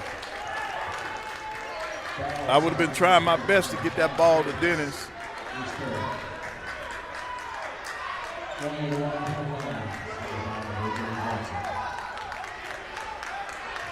.41 seconds to go. The Lions can feel it. Johnson at the stripe trying to stretch it out to a 3-possession game. Yeah, it's going to be a big-time party tonight in Hanceville.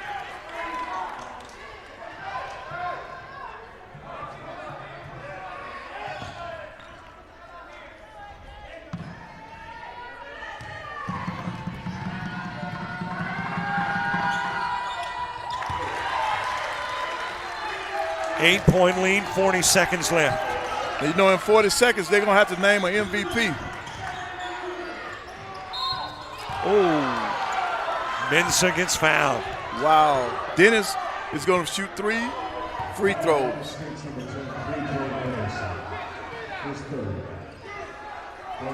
Definitely don't want to foul or stop that clock. You want that clock to run.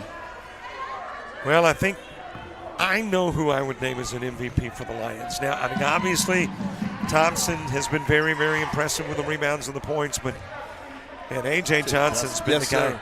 Yeah, he would be my vote. He would get my vote.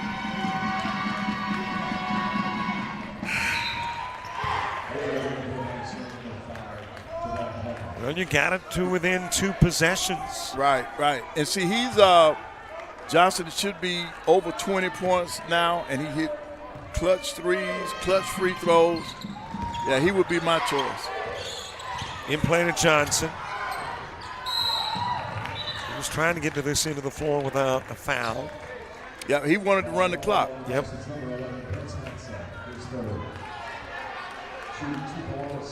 We said this would be a high-scoring game, 93-88 so far. Every one of these matchups, 196 combined points in one, 171 in the other. And they just reached their average of 95.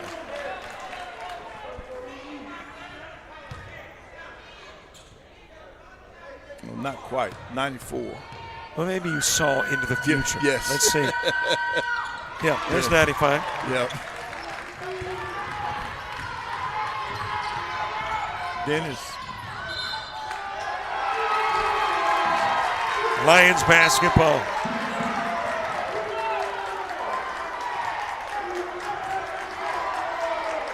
Anderson wanted it quickly, and he was trying to take it away from Davis. Yeah, they don't need any tic-tac foul. I mean, well, the Lions don't need any kind of altercation because it'll affect them in the next ball game. That's right.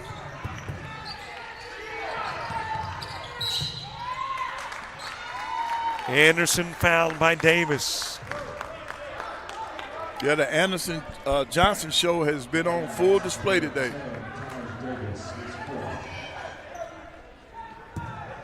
Those two guys have had a great tournament too now.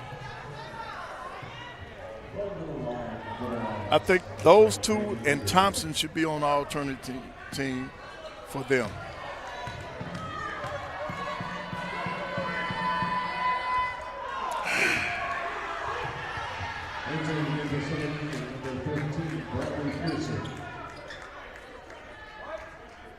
Seven-point game, 3-possession contest. 24 seconds remaining. Bradley Pearson is checked into the game for the Bison.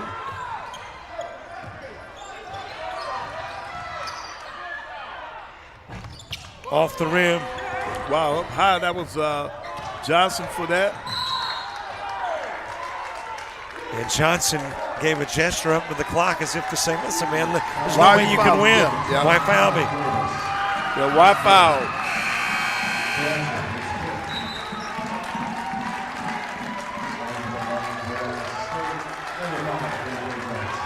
Davis picking up his 5th. Now, Robert, this is the time of game you need to be relaying messages to your players. Don't do anything crazy. Their season is over with. You still got another game to play. And you want to be able to play it. Correct.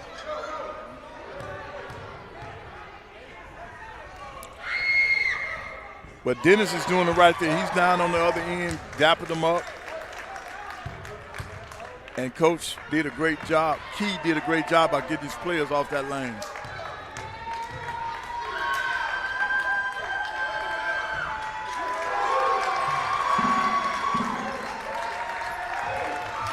Last 7 seconds of the year for Southern Union. As it is dropped in by Deshaun Thomas, and this game is over. So is it safe to say that there will be a party in Hanceville tonight? I think so.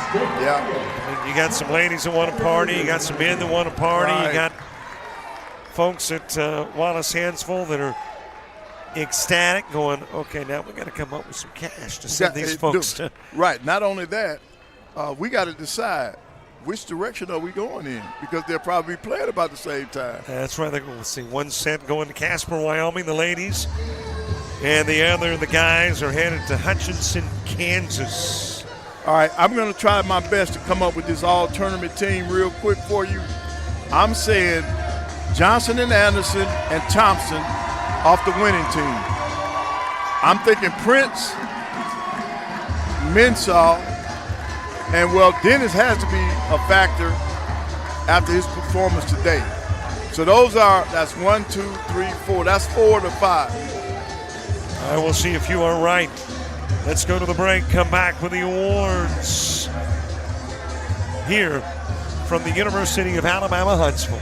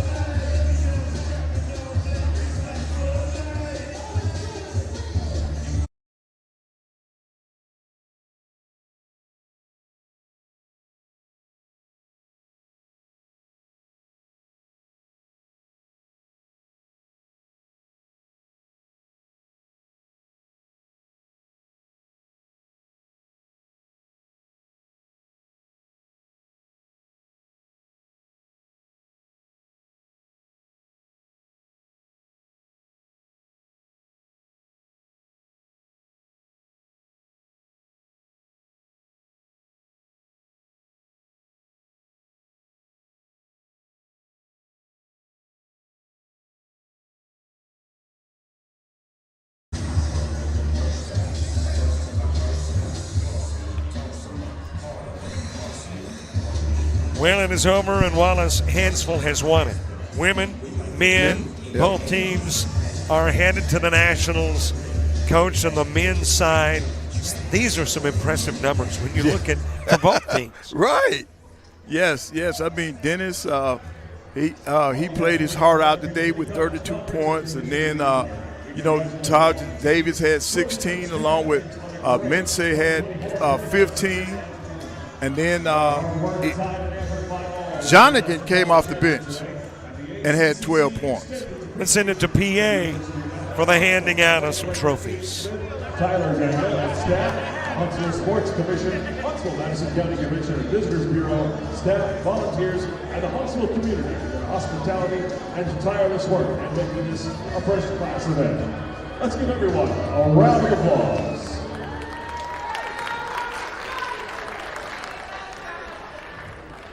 And now, presenting the all-tournament team. From Lawson State, Deshaun Sellers.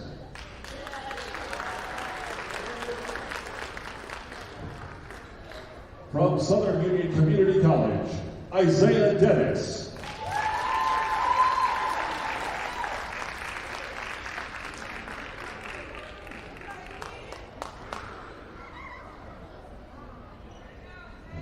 From Southern Union Community College, Prince Mensah.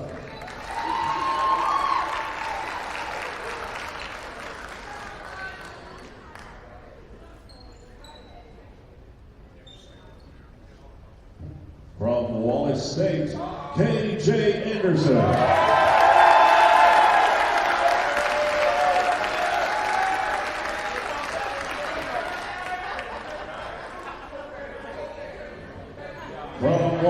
stage, Christian Thompson.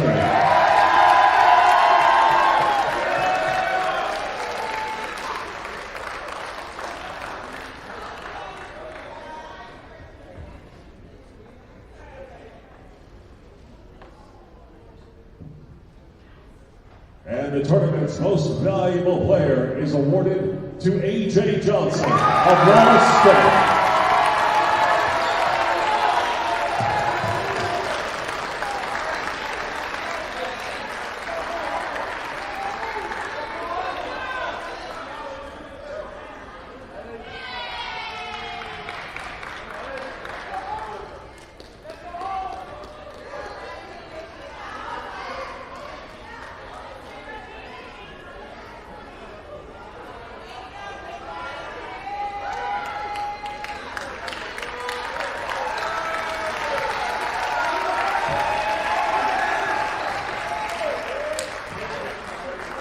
At this time, we would like to recognize the Bison from Southern Union Community College on their ACCC runner-up finish and a great season.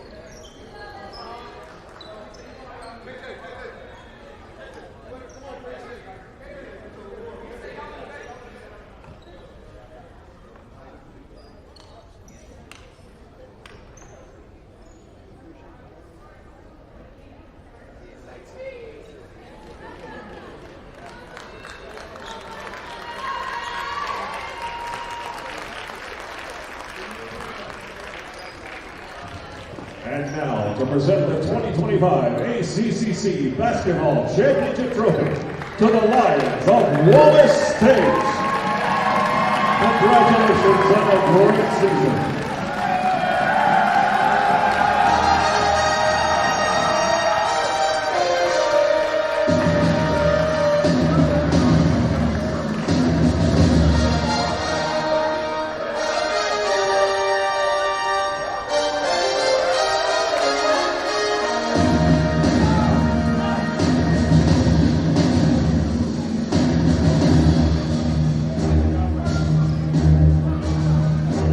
Congratulations again to all teams, coaches, and student athletes on great seasons.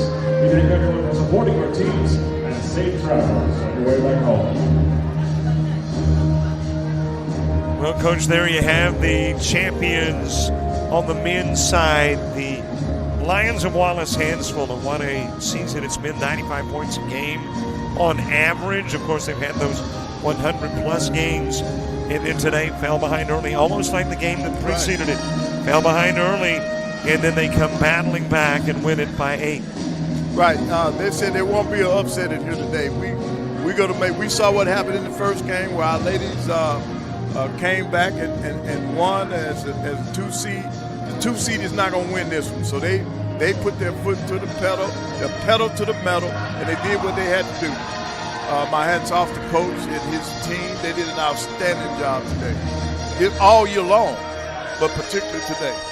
And there are those scissors that are necessary for taking down the net. And the first thing they're going to do is get Mr. Johnson on the ladder first. Why not? He was the MVP. Had another sensational game, 31 last night, 28 today. And he was that spark plug. I mean, he was deserving of the MVP honor. Yes, indeed. So again, recognizing the all-tournament team, Deshaun Sellers of Lawson State. I was a little surprised that Cross from Lawson State was not the selection. Yeah. Not to say that Sellers didn't have a great tournament. Right. But when you look at these numbers for Wallace State, you're talking about 28 points by Johnson, 17 by Anderson, 20 by Cochran, and then of course the 22, the double-double from Thompson. They had a lot of people making contributions today, and that's why they're walking up the ladder. one of the Page brothers up the ladder currently. That is Josh Page, 6 points, 8 assists in the game. Wow. Total of 4 rebounds. That means he's looking for his teammates, and 20 assists for the game as a team.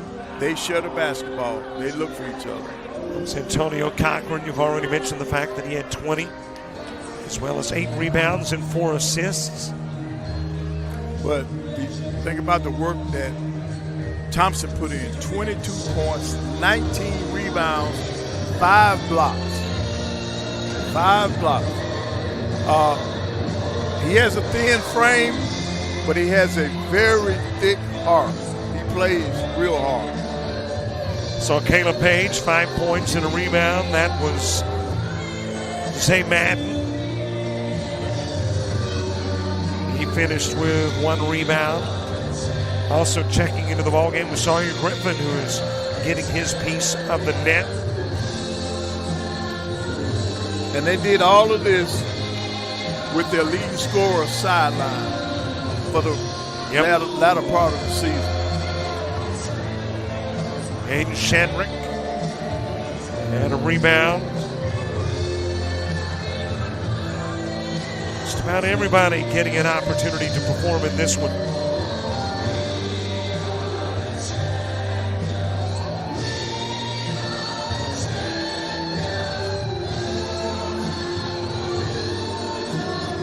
That's going to be a very happy campus. Cole Key, Hanceville, Alabama. This is Caden Johnson from Jacksonville, Alabama. We'll get some of the assistants, and we'll have the coaches, and then we'll get that net down. And close to the end of our coverage, you see the Lady Lions out onto the court saying, yeah, we know how it feels. Right, they're joining their fellow athletes, let them know we know the feeling. We did it first, and you all followed us up. That's why it's going to be a very happy campus back in Hanceville. Marquise Nash, the freshman from Tuscaloosa, getting a piece of the net. Now Farron Key headed that way. And what a year for Farron Key. We talked about in the opening game the fact that Joseph Simmons was in his first year for the Lady Lions. Now you got another first-year coach, and Farron Key winning it all. Yep, both coaches did an outstanding job. It says a lot about the entire athletic program at Wallace and Hanceville.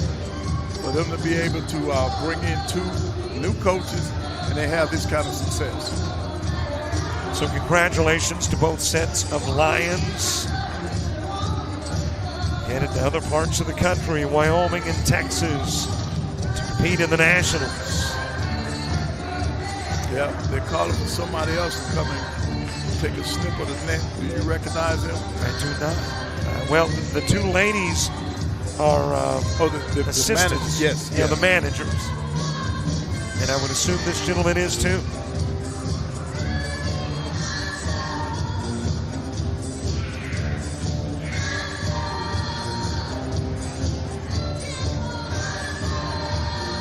Yeah, he's got to tell her. You can tell she hadn't been on the ladder. She's about to cut the wrong one. Yeah, cut that one. There we go. She didn't know that there was an art to the process. Yes. Coach is helping her. Yeah, just cut the one on this side. Leave the rest for me.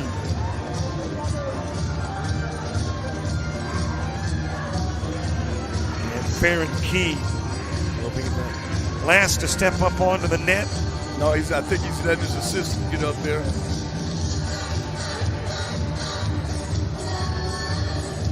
Again, congratulations to the Lions. The men Lions were the champions a year ago.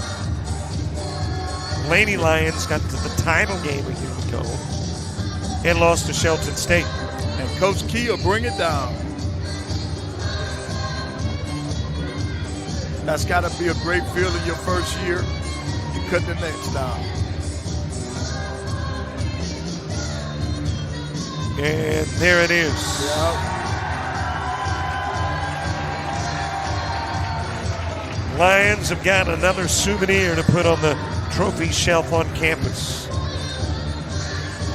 as this one is officially over. It's a 98-90 win for the Lions. Right. This has been a great tournament. University of Alabama, Hanceville have been great hosts. We're going to take a brief break. We're going to carry it to 6 o'clock for Alabama Public TV, and we'll be back in 2.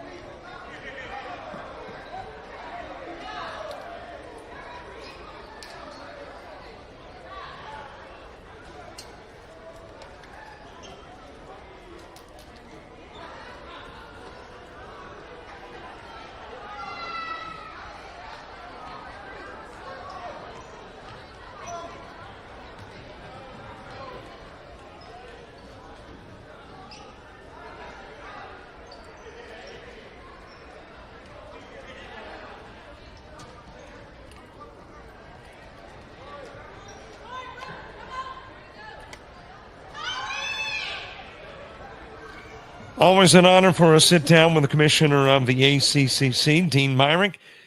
Dean, it is, well, I guess it's busy all the time, but even especially so now. How you doing? Work with, and the facility was perfect for us, and our teams loved it, and we had some great games, and Miss State men champions, and you wish them the best of luck next week. And ended last year's tournament. I thought last year's Division I tournament was the best that we've had since I've been here.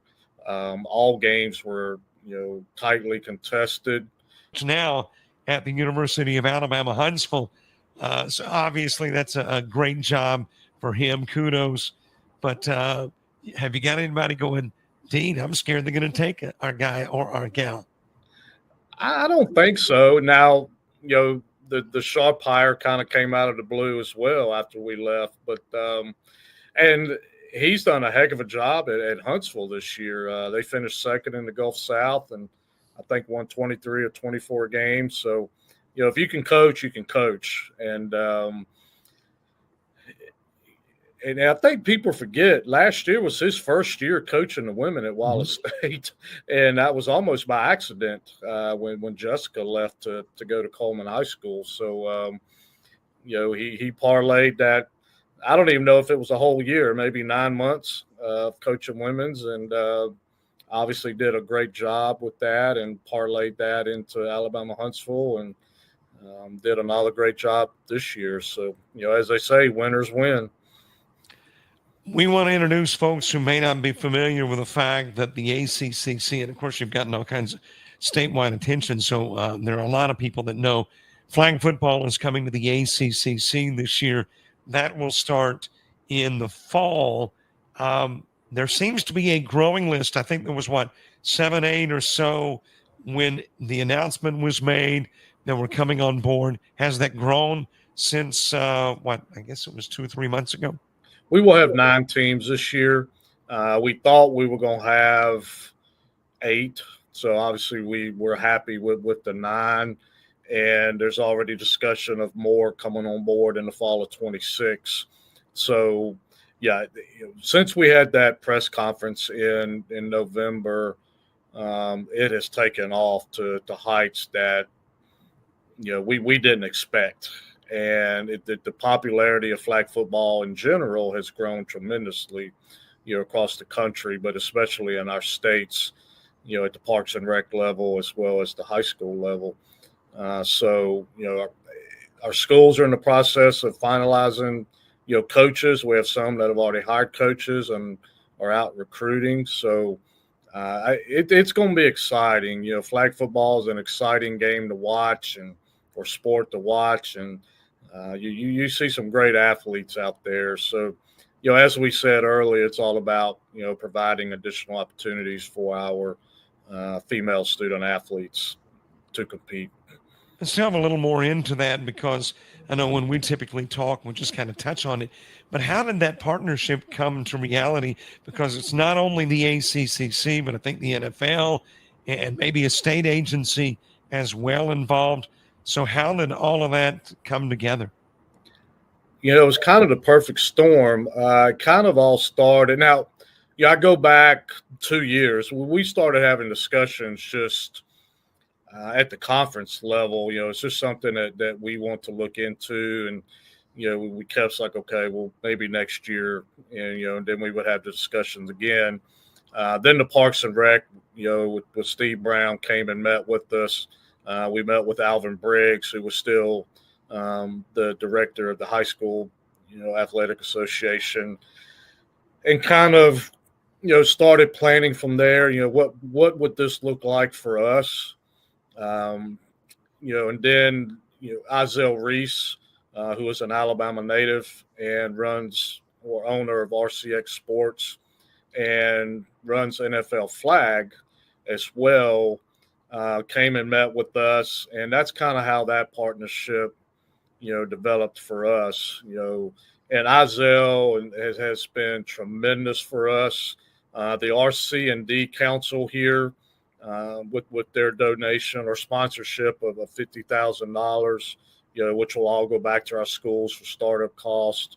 And, Isaiah is, working with us as well on some support, whether from, NFL Flag, so on and so forth, maybe with equipment or other resources. So, this has kind of been 2.5 years in the making, but it came to a head, early fall of 24. And, you were there in November and with the press conference, and, it was a great hit. And we're looking forward to helping grow the sport. There has been phenomenal growth in the ACCC over the course of the last couple of years, and really during your tenure as commissioner. So I'm assuming that you're always thinking down the road. Flag football for us is the latest down the road, but for you, what is next? What do you see coming to the ACCC? I think we're at the point now where we maybe pump the brakes a little bit and, get everything that we have going in the same direction. And so I don't know what's next, but, we're good or bad, always thinking. With my case, sometimes that's bad that I think that much. But there's a lot of time driving on the road, which gives you a lot of time to think, hey, what can we do next to help grow our conference and, help our schools and, especially our student athletes. So I don't know the answer to that, Robert. I think we're in a really good spot right now, with what we have, and our ADs and presidents have been phenomenal. We have a great group of presidents that believe, in the power of two-year college, athletics and all that they provide to, not only their schools, but their communities.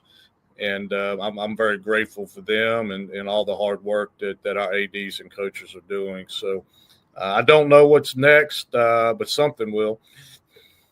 In closing, there is a brand new audience watching the championship on Alabama Public TV. So let me give you an opportunity, your best sales pitch as to why those that might not be familiar with the ACCC, need to get familiar and also attend a junior college? I think if I know, junior college athletics, across the board, across the country, gets a bad rap to me. And, I hear all the time, well, I'll go junior college if I have to, and we always tell people, 2-year college athletics should be the first choice, especially now with everything going on at the 4-year college level. We need to be the first option for student athletes. And because you can come here to any of our 23 schools in any of our sports and succeed on and off the field or court, and parlay that into going to a transferring to a 4-year school.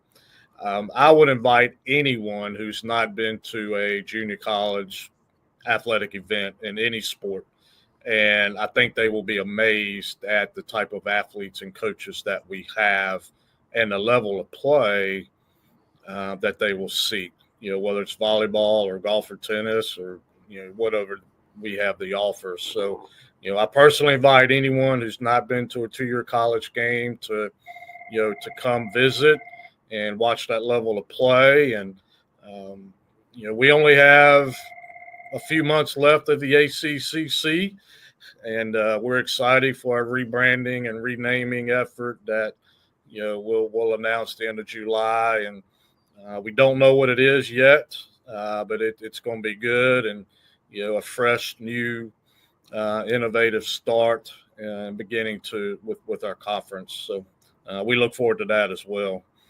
Let me encourage the viewer to attend, and they're going to see an athlete that probably will be playing in the NBA, MLB, NFL. I mean, it reads like a who's who.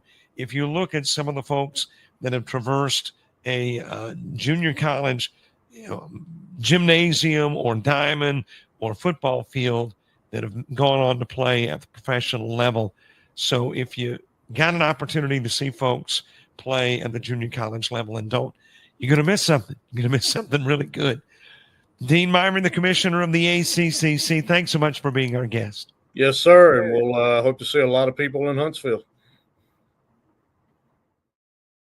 So that is a day of basketball here at the University of Alabama, Hanceville. The ACCC, congratulations to the Lions. Both the men and women win it. The men over Southern Union and the ladies with the upset victory over Shelton State. Thank you very much to Alabama Public TV for the opportunity to bring this into your households. And thanks to our great crew for bringing you the coverage. Van Penaway, Robert Williamson, James Crenshaw, the producer. You got Brian, you got Nathaniel, you got a host of folks who have been helping to bring our coverage from here at the University of Alabama, Hanceville. Thanks for watching. We'll see you next time here on AP TV.